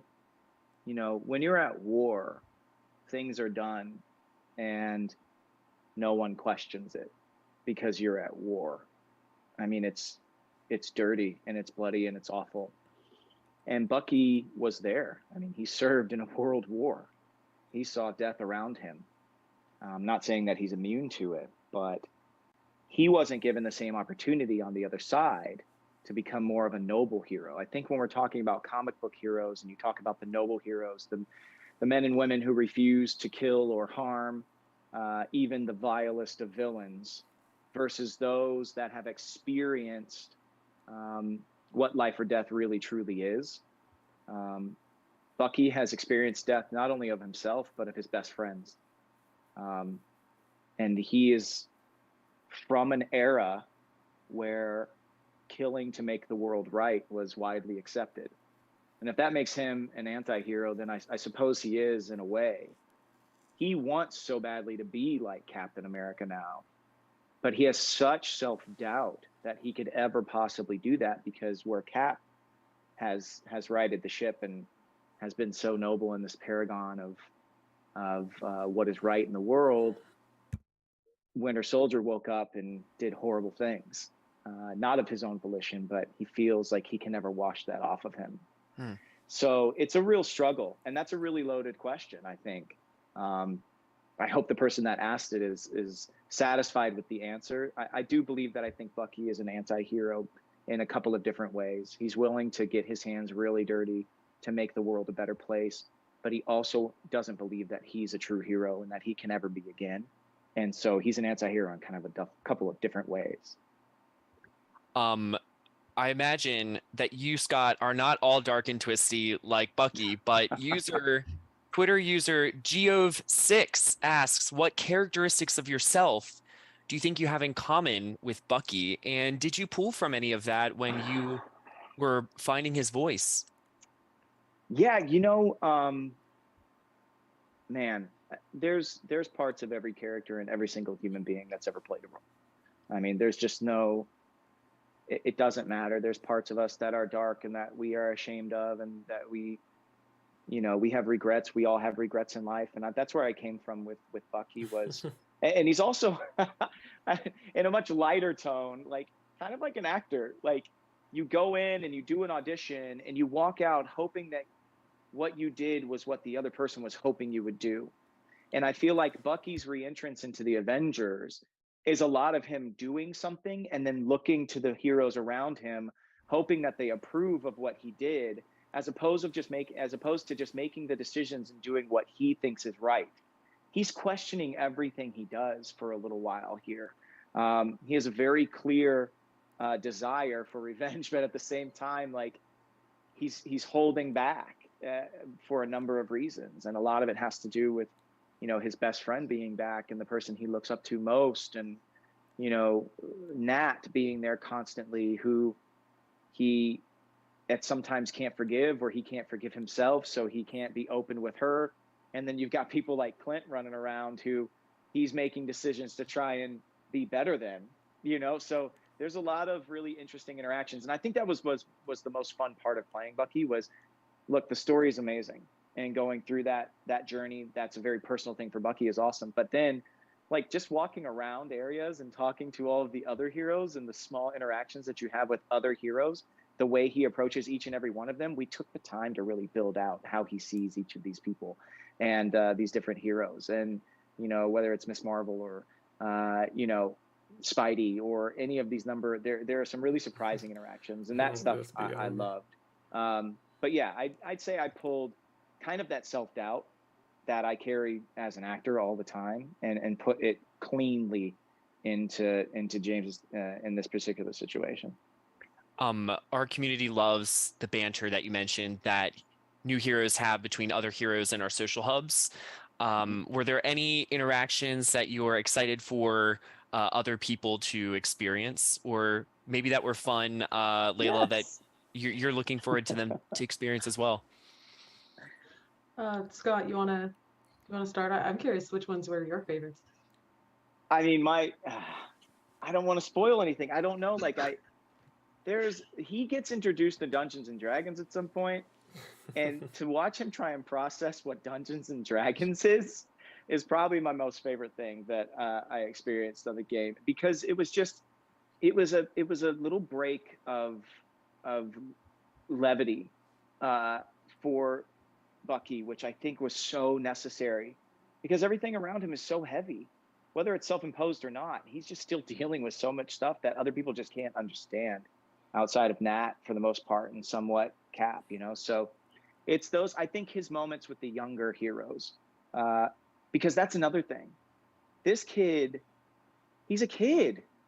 Like, Bucky had his childhood taken from him time and time again. So when I had the chance to converse with other young heroes, I kind of was I started to piece together, oh man, Bucky is he's a young guy. He's a young kid from Brooklyn who was thrust into the heart of war, and then, brought off ice to do horrible things, and then brought off ice again to a world that he didn't recognize.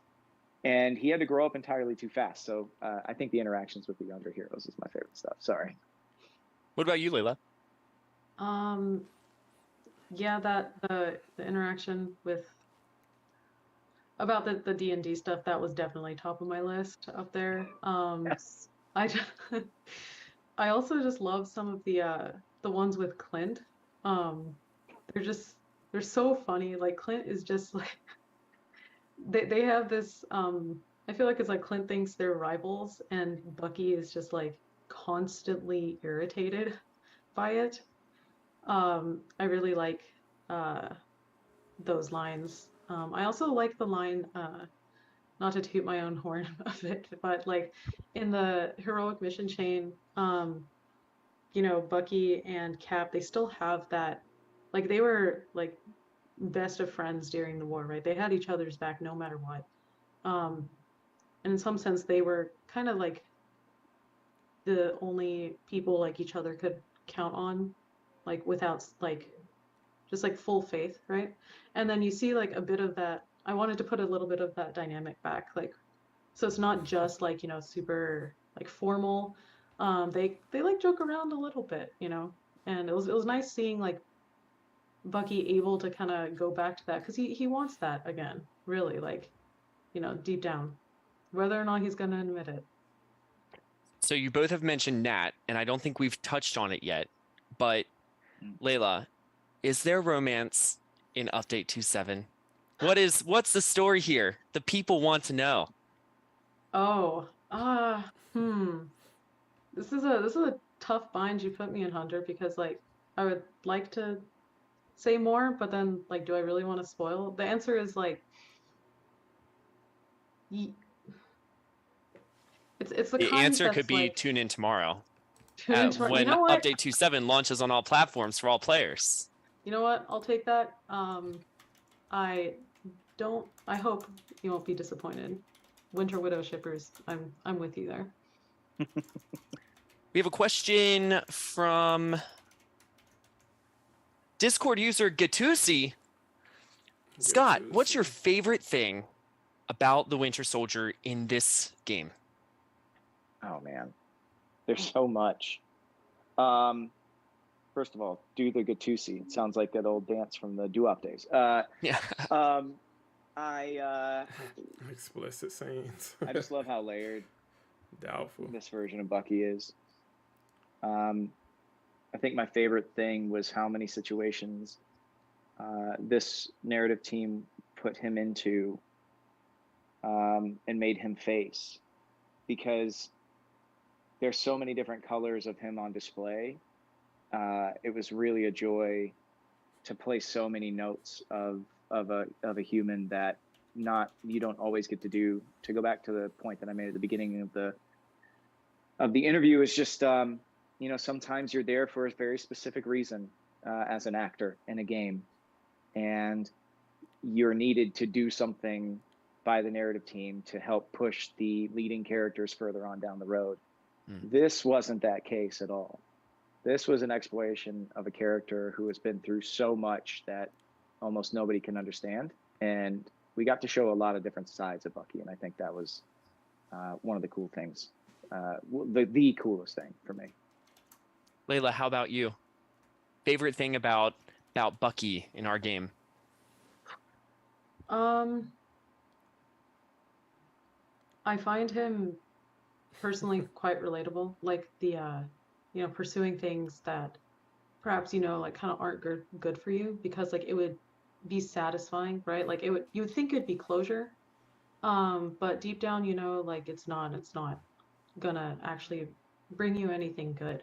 And so like his struggle between like forgiving himself, like trying to not necessarily forgive, but like let go of the things that haunt him from his past. I think that's part of what makes Bucky a fantastic character in the comics. And I hope that comes across in our version of Bucky too. And then also probably my other favorite thing about Bucky in our game, actually, Ska, is you. I literally cannot, I can't really put into words. Like I was just so elated seeing him, like the way that you brought him to life and like how much you added to him. And yeah, I cannot see anybody else being our Bucky. Oh man, that's thank you so much. That's awesome to hear. I just wanted to put care into that character because I could tell you all have done the same. So it's you know, I'm gonna verbally retweet back to you the things you just said to me. Thank you. We had a question, and I can't find it now, so we're just gonna say courtesy of Gatusi. The question was, I remember, if you could play any other superhero, who would it be? Now, before we answer that, I have here a list of all the superheroes that that you have played to date, and there are many. Okay. It includes Cyclops, Aquaman, Nightwing, Bucky Barnes times like 10, a whole bunch of Spider People, Harry Osborn, Gwen Stacy's dad, Peter Quill, Robin, White Wolf, and the Flash. So those aren't on the table. I mean, my answer is super easy. Superman. Depending on, where you pop into Bobby Drake's life, I would love to voice Iceman at some point.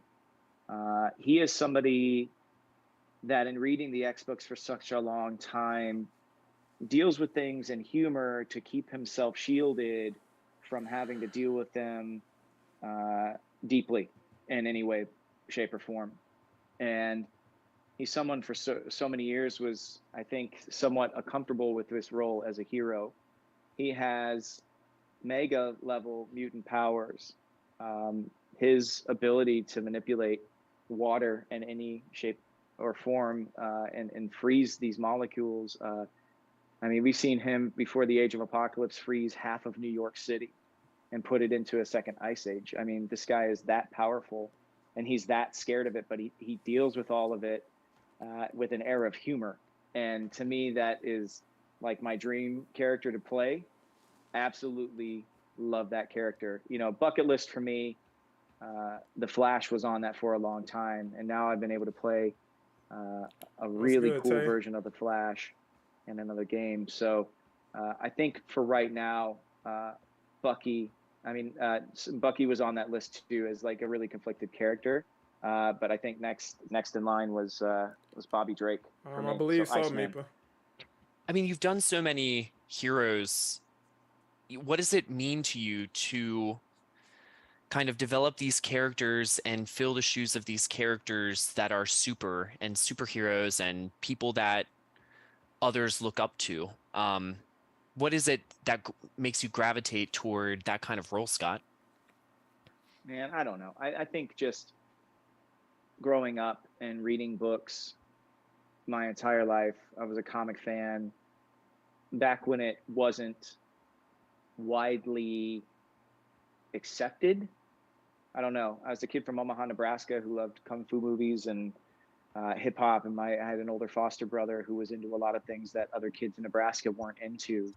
And I was also like, he came in and out of my life, and after he left, it was something I really held on to. It was just reading these comic books and these, escaping into these characters' shoes and going on these grand, very dangerous tales, but that were set in modern day. And so for me, it's just kind of reconnecting with my childhood and learning so many lessons through the pages of comic books. I didn't always gravitate towards the really noble heroes when I was younger.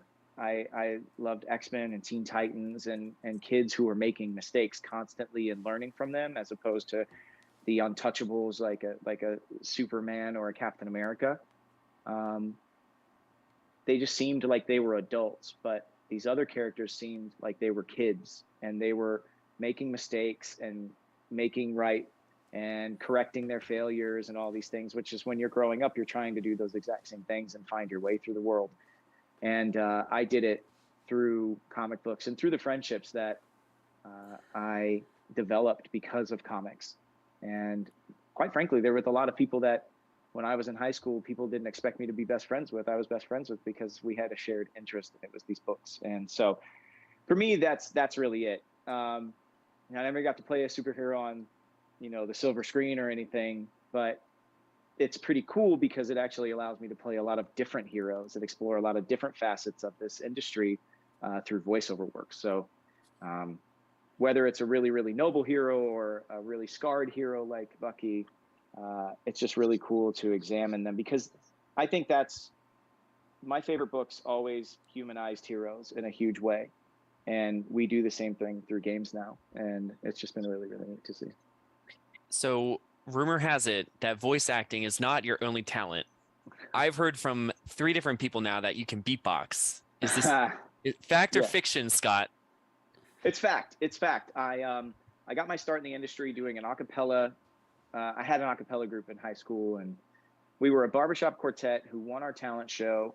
And then the school booed us off the stage because they didn't think we should have won. So when we went to enter the next year, they told us we had to do something more modern. We couldn't do barbershop quartet stuff again. So we added a 5th member, and I started beatboxing. It was something I learned to do when I was a kid listening to hip hop in the middle of Nebraska. There's a guy named Reddy Rock C who was DJ Jazzy Jeff and the Fresh Prince's beatboxer. He did a song called Human Video Game, actually, which cool. I encourage everybody to go listen to, where he does Donkey Kong as the underlying beat for Will Smith the rap over. And so I had taught myself at an early age to beatbox. And then my first ever like paying gig was in an a cappella children's sing-along in Animal Kingdom in Florida. And then eventually it took me to New York. I did a show called Toxic Audio off Broadway, and we won a bunch of awards, and I was beatboxing in that. And then got a job actually acting in a show called Ultra Boys. And that's when I got my agent and became an actor, which came out of nowhere. So I didn't go to school for this. I never was in drama, and I didn't go to theater school. I went to school to be a structural engineer and play football, and somehow ended up where I am now. So yeah, the beatboxing, was a big thing. And my old group, Voice Play, I encourage everybody to go check them out on YouTube. As a matter of fact, I did the Halo theme song with them not too long ago, but we did it a cappella. And you can go and you can check that out. Voice Play, Halo, and you can see a little bit. In the middle of it, I do a little bit of beatboxing, but yeah. Like just weird stuff. I was an only child till I was 15, so I could do all types of sounds. I could play electric guitar with my mouth.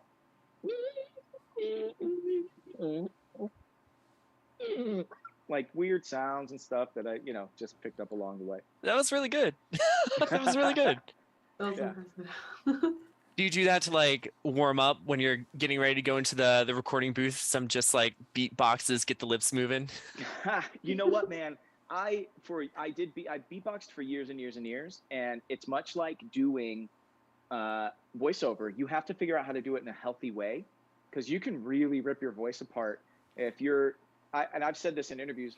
When I was Winter Soldier in Marvel vs. Capcom, I was in pain for the next 2 days because it was a 4-hour session of just screaming at the top of my lungs, and I wasn't aware of how to do that in a healthy way yet. That was very early in my voiceover career, and the beatboxing was the same way.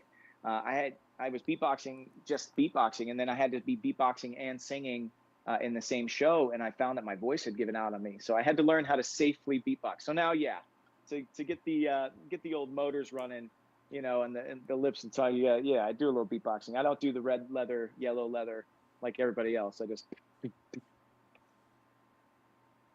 like little sounds.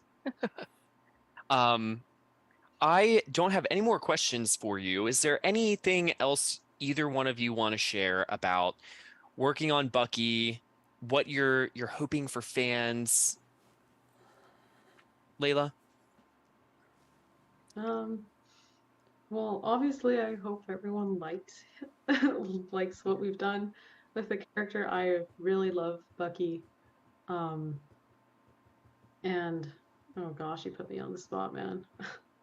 Yeah, I'm just hoping that this gives a new but still authentic look at the character, who's been, in several different forms of media and with a really long history. So, I hope that I've done him some kind of justice. I know, like, the work that Hannah, Nicole, and John have put into him already definitely have. I just hope I was able to fill those shoes, and that everyone likes it. Scott? Yeah, for me, it's just this was so cool, 2 years later, to be able to finally fulfill, when I auditioned, and it's one of my favorite auditions I've ever actually done. I was on the road, and I had to do it in a closet and like this Airbnb when I was shooting something somewhere. And, I was just so out of my element, but the text on the page was so incredible. And I was like, look, I can't get in to lay down a real audition. Can I just do it on my phone? Can I just send it in? And they said, yeah. And I sent it in. And it's one of my favorite auditions I ever did, because it's a phone call. The audition, just to share it with everybody out there, was a phone call that Bucky makes when he first wakes up. He doesn't know where he is, and he has to call someone reluctantly. And he says and the scene still exists, so I don't want to spoil anything. He says, look, this other person would have been my first call, but they're not around anymore, so it's got to be you. And there's so much in that right there of who he is, who he feels he can talk to, all of his regret, all of his rage. It's just these really cool pages. And then he went away. And in this industry, things move and shift, and sometimes they go away for good. And I was just so glad that Winter Soldier came back around, because I wanted to explore Bucky in this way. I knew the depth that was going to be applied to this character just from those audition scenes. And it's just a really cool thing to see something that you thought may have never be coming back around, for it to actually happen, and then also be this friggin' cool. So I'm just excited to finally share this version of Bucky with everybody. How many more versions of Bucky are you going to play, Scott, in the future? Look, man, Marvel is a really cool company because of, like, there's a trust in everybody that works together on these projects, and you become a part of, like, this fabric, this Marvel quilt, and they'll pull your little string every now and then, and you'll get a call for a really cool project. I mean, I don't know, I've done Star-Lord 5 or 6 times now, and I wouldn't mind doing Bucky that many times as well. I've seen him in the silliest of iterations, the most bloodthirsty of iterations, and now the deepest of iterations that I've ever seen of him. So I'd be more than happy to play him again. Well, thank you so much for both of you for sharing. We are so excited to bring Bucky to all of you watching tomorrow. I guess, Scott, before we go, is there, what's next for you? Is there anything you're working on now, or where can people follow you? It's the nature of this business, right? I have so much in upcoming, but can't say when any of it's coming out. Ginny and Georgia season 2 will be coming out soon on Netflix. A musical comedy that I did for Hulu called Up Here that I'm very excited about, with the composers from WandaVision and Frozen and the director of Hamilton. It's just got a stacked cast of just Broadway veterans and Tony Award winners, and it's once this wraps very up, guys, funny they'll and get back irreverent. to more And hopefully that'll be presentation coming about out Winter sometime in Soldier the and spring, Clone Lab. and then a couple of big games Appreciate still you hanging coming out. up, but I can't talk about them. I can never talk about any of the game stuff. You just had a very small title called God of War Ragnarok come out, I believe, right? Yes. No big deal. Playing a much different style of character in Heimdall, which was, again, we get to explore facets of ourselves as humans through these characters that are created, and as long as they're created with care, we get to really dive deep. But that was a character he was a hammer. He was there for a reason for another character, unlike what Bucky was. So it was very, very cool to play that character. But yeah, I've got 3 more games that are waiting to come up, and if you want to figure out when those are dropping, I'll share as soon as I can on Instagram. At Skittish Kid is where people can find me if they're interested. Awesome. We'll tag you on all the accounts. Layla, you have some short stories coming up. The Winter Soldier saga continues, right? Yes, it does. Man, I love Bucky so much. I was like, we did all this work for him for 2.7. I was like, more, like, need more, give me more stuff. And I was like, oh, I can give you more stuff. So I did. And yeah, just sent Hunter a message being like, hey, can I write some short stories? And Hunter, being like the cool man he is, was like, heck yeah, bro. So we'll be coming out with a couple of those, a few chapters that'll go into Bucky's history in the universe of our game. Yeah. And this will be going out periodically on the Avengers blog. So stay tuned to our socials for that. We're going to take a short break, and then coming up next, we're going to dive into some of the outfits that Bucky wears in 2.7, and we might have 1 or 2 more surprises in store after. So stay tuned. There it is. So again, we got a first look at the man behind the Winter Soldier. Seems like they put a lot of time and thought into what they wanted to do with his character and everything, which is interesting. It sounds like he has a really strong grasp of what Bucky is beneath the surface, and that's definitely important when you're in acting or voice acting or anything like that. So it's like I'm definitely looking forward to seeing the full take on Bucky that he brought.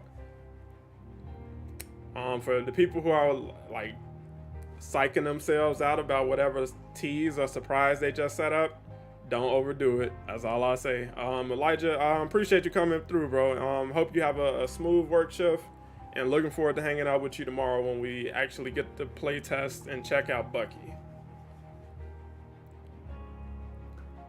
But yeah, bro, like that is Avengers in a nutshell. What's good, Blue Lion? Am I ready for tomorrow? You already know, bro. And what's up to everybody who just popped in? And we're back at it. And I believe that means that we are back. Sorry for the abrupt stopping of the chill music there, everyone. I know it was very soothing, relaxing, bring you into the mood to get you a nice cuppa, maybe get ready for your downloads, but we back. We back. Also, I've decided I'm going to send Scott this pin because I resonate with this on a deep level. I don't know if y'all can see it. I can't see what that is. Does that say NDA? Oh, the green screen's messing it up. It says all my best work is under NDA. Accurate. Yeah. Yeah, go send Scott and Layla some love on their social channels. They both did an incredible job bringing that character to life. Yeah, the update drops tomorrow. But now, Avenger. we are moving forward to outfits. So we're going to show off, we shared an outfits blog this week, diving into each of the outfits that are coming for Bucky. So we're going to go through each of those outfits. We're going to show them off, going to share how you can earn or where to find each of them, and we'll have something exciting at the end. So, do we want to bring up the first one? I can. Yeah, sounds good. Do you have the deep cover outfit ready? I believe that is the one that is currently on the screen. Excellent, excellent. Cool. So yes, this is the starting outfit that we will have for Winter Soldier. This is inspired by him being undercover, trying to fly under the radar with the leather jacket, the jeans, the ball cap, and the sunglasses. He does still have the metal arm there, but covered up as much as he sort of can to make sure he can fly under the radar. And you can sort of see some of the inspirations from some of the MCU undercover pieces that he's had as well. So this nicely sort of pulls together some of the comic DNA and some of the movie DNA into sort of our crystal interpretation. Slip. Yeah, and I saw someone ask what kind it was in chat, what kind of weapon that is. Actually, Bucky, we wanted to make him feel like a master assassin, so we created like a weapon that morphs into a bunch of different things. So it's a grenade launcher, it's a shotgun, it's an assault rifle, all in one. And don't forget, it has burst auto in some cases. That's right. You can burst. Sounds good. Can you pull up our iconic outfit next? Oh, this one's really good. You are good to go. Excellent, excellent. So this is Bucky's iconic outfit. You will be able to unlock this one through playing his heroic mission chain. So we are once again allowing you to unlock that crystal designed look for him. And there will be actually a number of different variants for this that are available to unlock through his hero card. We have a couple color variants on that, as well as one of my favorites. We actually have this outfit with the Domino mask as well, which lets you sort of pull more of his sort of comic DNA in. That's one of, oh, we've got the picture for that. That's awesome. I'm slick. I'm swift with it. Nice.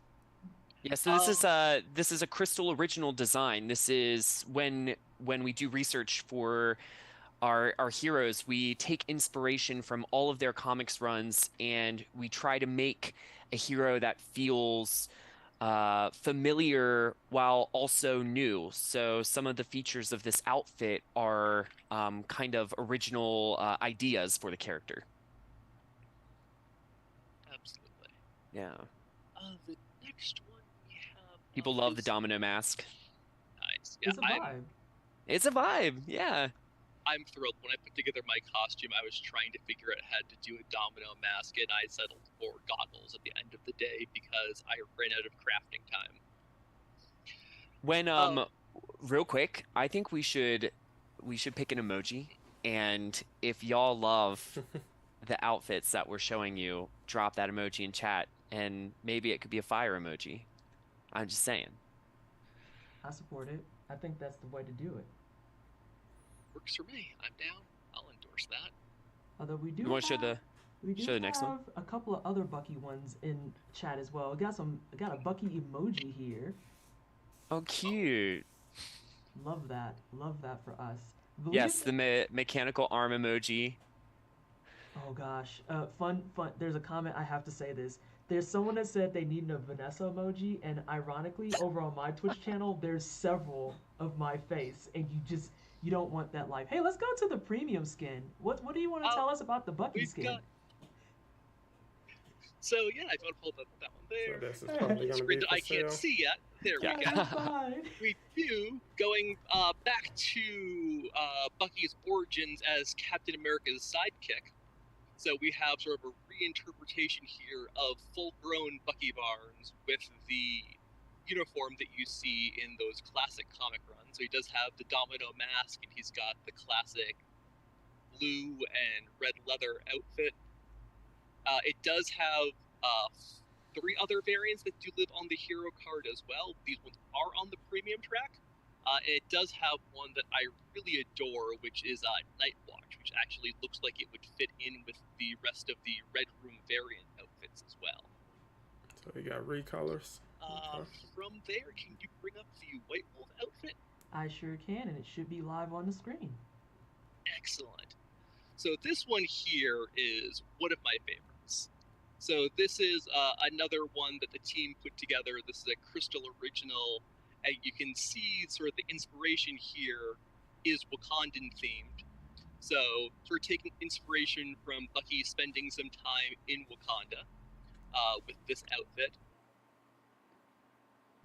And the really great thing about this one is this is actually going to be a shipment outfit that will be earnable for anyone in game. Starting December 1st. Starting December 1st, you beat me to it. So Open 100 shipments between December 1st and January 5th, and you will be able to unlock this White Wolf outfit. And from our art director, Jeff Adams, this outfit is basically a gift from King T'Challa and Shuri, given to Bucky after him spending time with them in Wakanda. So there's a little bit of lore behind it. They gave my man a fit. From there, do we have the experiment outfit? The next one I actually have on here says Furlough. Okay, Furlough. Well, let's bring up Furlough then. Delightful. It is here. I have to say, though, this guy looks like, this is completely unintentional, but his hair in this makes me think of the guy from Resident Evil 7, and that makes me feel away, because they never revealed their models before. I'm so sorry, I derailed everything. Please continue. So this is Bucky's Furlough outfit. This is a casual outfit. This one is going to be a future outfit that you will be able to get in shipments.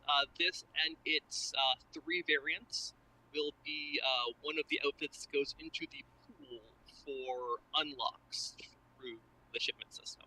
So it wouldn't be a chase prize, but this would be one that would you'll have a chance to unlock on each shipment that you open. It won't be in the December pool, but it'll be in the shipment pool after December. I also just want to make it clear to chat that Ethan Winters wish he could look this clean, but that's for him in a different life. I won't spoil things about Resident Evil 7. I was about to do that. Hey, do we want to talk about the Gulag skin? Absolutely. Delightful. It's up on the screen. Awesome. So this is Bucky Barnes in his prison outfit.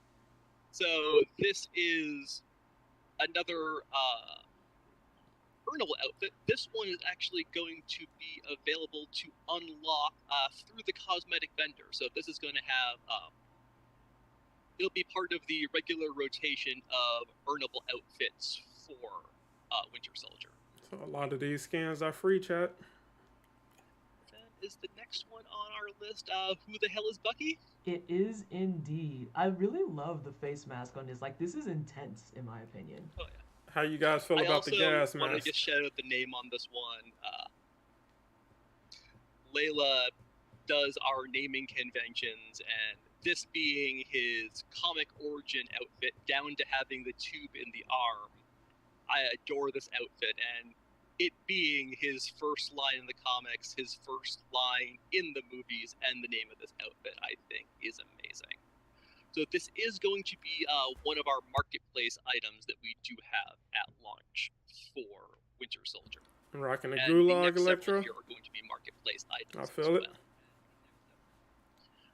From here, if you want to move on, do we have the Howling Commando? You liking this one in the iconic? I like this Howling And Commando. It's giving a little bit of army-ish vibes, or kind of like military vibes on it. Absolutely. So this is sort of that throwback to his time with Captain America and the Howling Commandos like Dum Dum Dugan.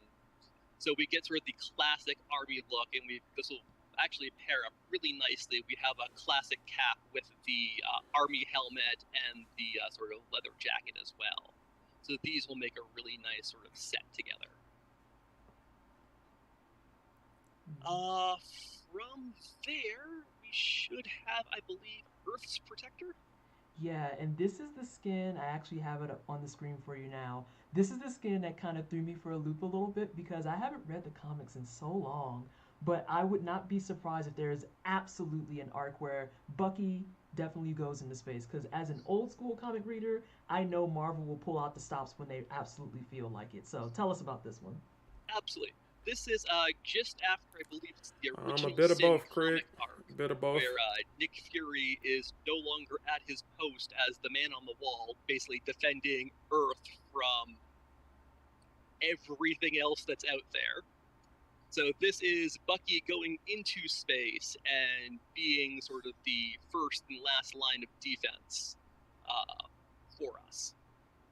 That's the freeze. And this one here, I love the whole look of this outfit, the feel of it, especially like that domed helmet. All of this is pulled like directly from the comics. And when I saw this one come to life, I remember seeing the concept art and then actually seeing this in game, being like, oh yeah, I adore that one. Yeah, it looks good. And then we've got one outfit left, and this is the one that didn't make the blog. So we actually are going to reveal a reveal the MC outfit that we have for launch. So this will be live with him tomorrow when it comes out. Whoa. Giveaway stream. There in all its glowing glory. Everyone has been asking for it in chat They since have we been. started the stream, and I was going to tease it, but I thought we would just wait. So it comes in Here it is. So here we go. We actually do have Winter Soldier with his MCU look from Captain America: The Winter Soldier, and we have him with the goggles and the mask. We've got him with just the mask and the face paint, and we have an unmasked version as well. And Yeah, we are chat's actually blowing up. Go ahead, Chris. There we go. I'm watching it scroll at the same time. Yeah. I'm like, that's moving so quick. And the thing that I love about this outfit is we're actually going to have a bundle that will, if you only want one of these outfits, you can pick it up by itself for the normal price of an exotic outfit, which is $1,400. But if you are interested in all of them, we are going to have a bundle of these 3 outfits together, and it would only be 2,200 credits for the full bundle. That's your Cyber Monday pitch you got right there. I'm just saying. I'm just saying. I love this outfit. I've been running around with it ever since we showed off the gift hunter with him catching the shield. Catching the shield. Man, as soon as we got that gif in that emote in game, and then we had this outfit, that's all I've been doing. I must have half a dozen screenshots saved on my hard drive of him in this outfit with the shield and just sort of caught staring down the camera. Yeah, we teased a couple of them, but keep your eyes peeled. We're gonna post more of the know what I'm rocking emotes tomorrow. that we that are coming for Bucky. There's some really good ones, and some returning favorites like the roasting the s'mores, which we love. That's what we have to share for you all today. Plus, one more thing. Barring technical difficulties, we have a launch trailer to show you. This will go live tomorrow. This is the 2.7 launch trailer. It has been so much fun hanging out. Thank you all so much for celebrating with us today. The stream will be done after we play the launch trailer. But yeah, update 2.7 comes out tomorrow. Super excited to see what y'all think online. A lot of love went into making this update and bringing Bucky to you, and we're really excited at the studio for you to experience him. Absolutely. The team's put a lot of love and effort into this, and I will say, I'm a little biased, but he is my favorite character at this point, and I've been a Kate main since December of 2020. So it's taken almost 2 years, but I am breaking my play patterns, and I look forward to catching you all in game tomorrow. And just real quick, because I've seen a couple questions about this throughout the stream. What time will it be out tomorrow? Typically, we target an 8 a.m. Pacific rollout for the patches. That bars lots of different things, but that's the time we typically strive for. So 8 a.m. Pacific tomorrow. 11 a.m. for me, or 10 a.m. Oh, that's 10 a.m. Better. I'm going to throw up the BRB screen really fast. Thank you so much, everyone, too, for the warm welcome. I hope you enjoyed the stream today.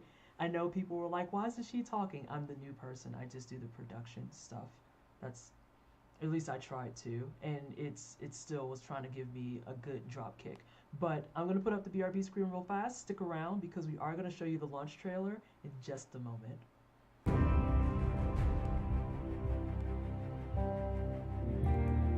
One second, chat.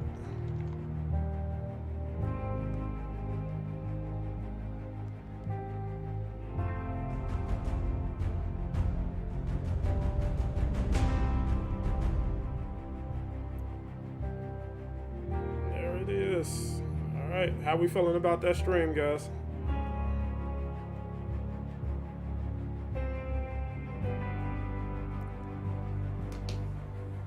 Stream. Let's go. Right, they said they got a trailer coming next, right? All right, let's see it. Will there be lag? Avengers.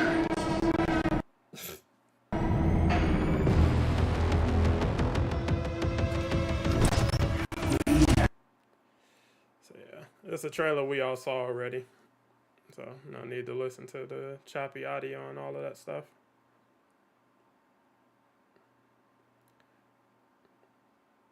So this was the big tease outside of the Winter Soldier MCU skin. Even though we saw this trailer already, like I have it on the channel and everything, but pranks.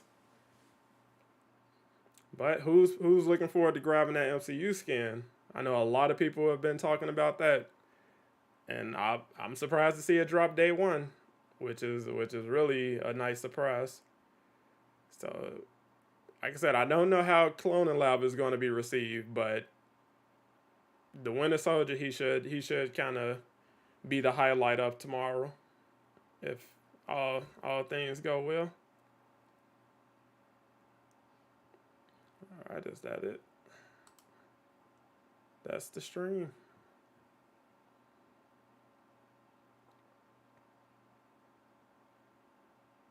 So yeah, it looks like they didn't do another Q&A session, but as many people were in the chat, it's unlikely they were going to get to many questions anyway. All right.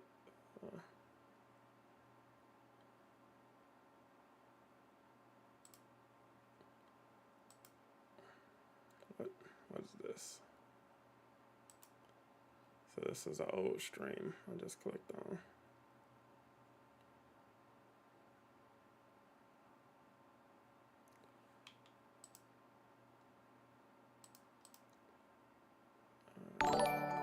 That's all she wrote. Craig with the 5. Appreciate that, bro. Thanks for keeping us together as a community. MCU with the mask and goggles might be the only skin I wear. Yeah, that's interesting that they packaged it in a bundle. I think you said it'll be 2,200 credits. Like I said, that's interesting, bro.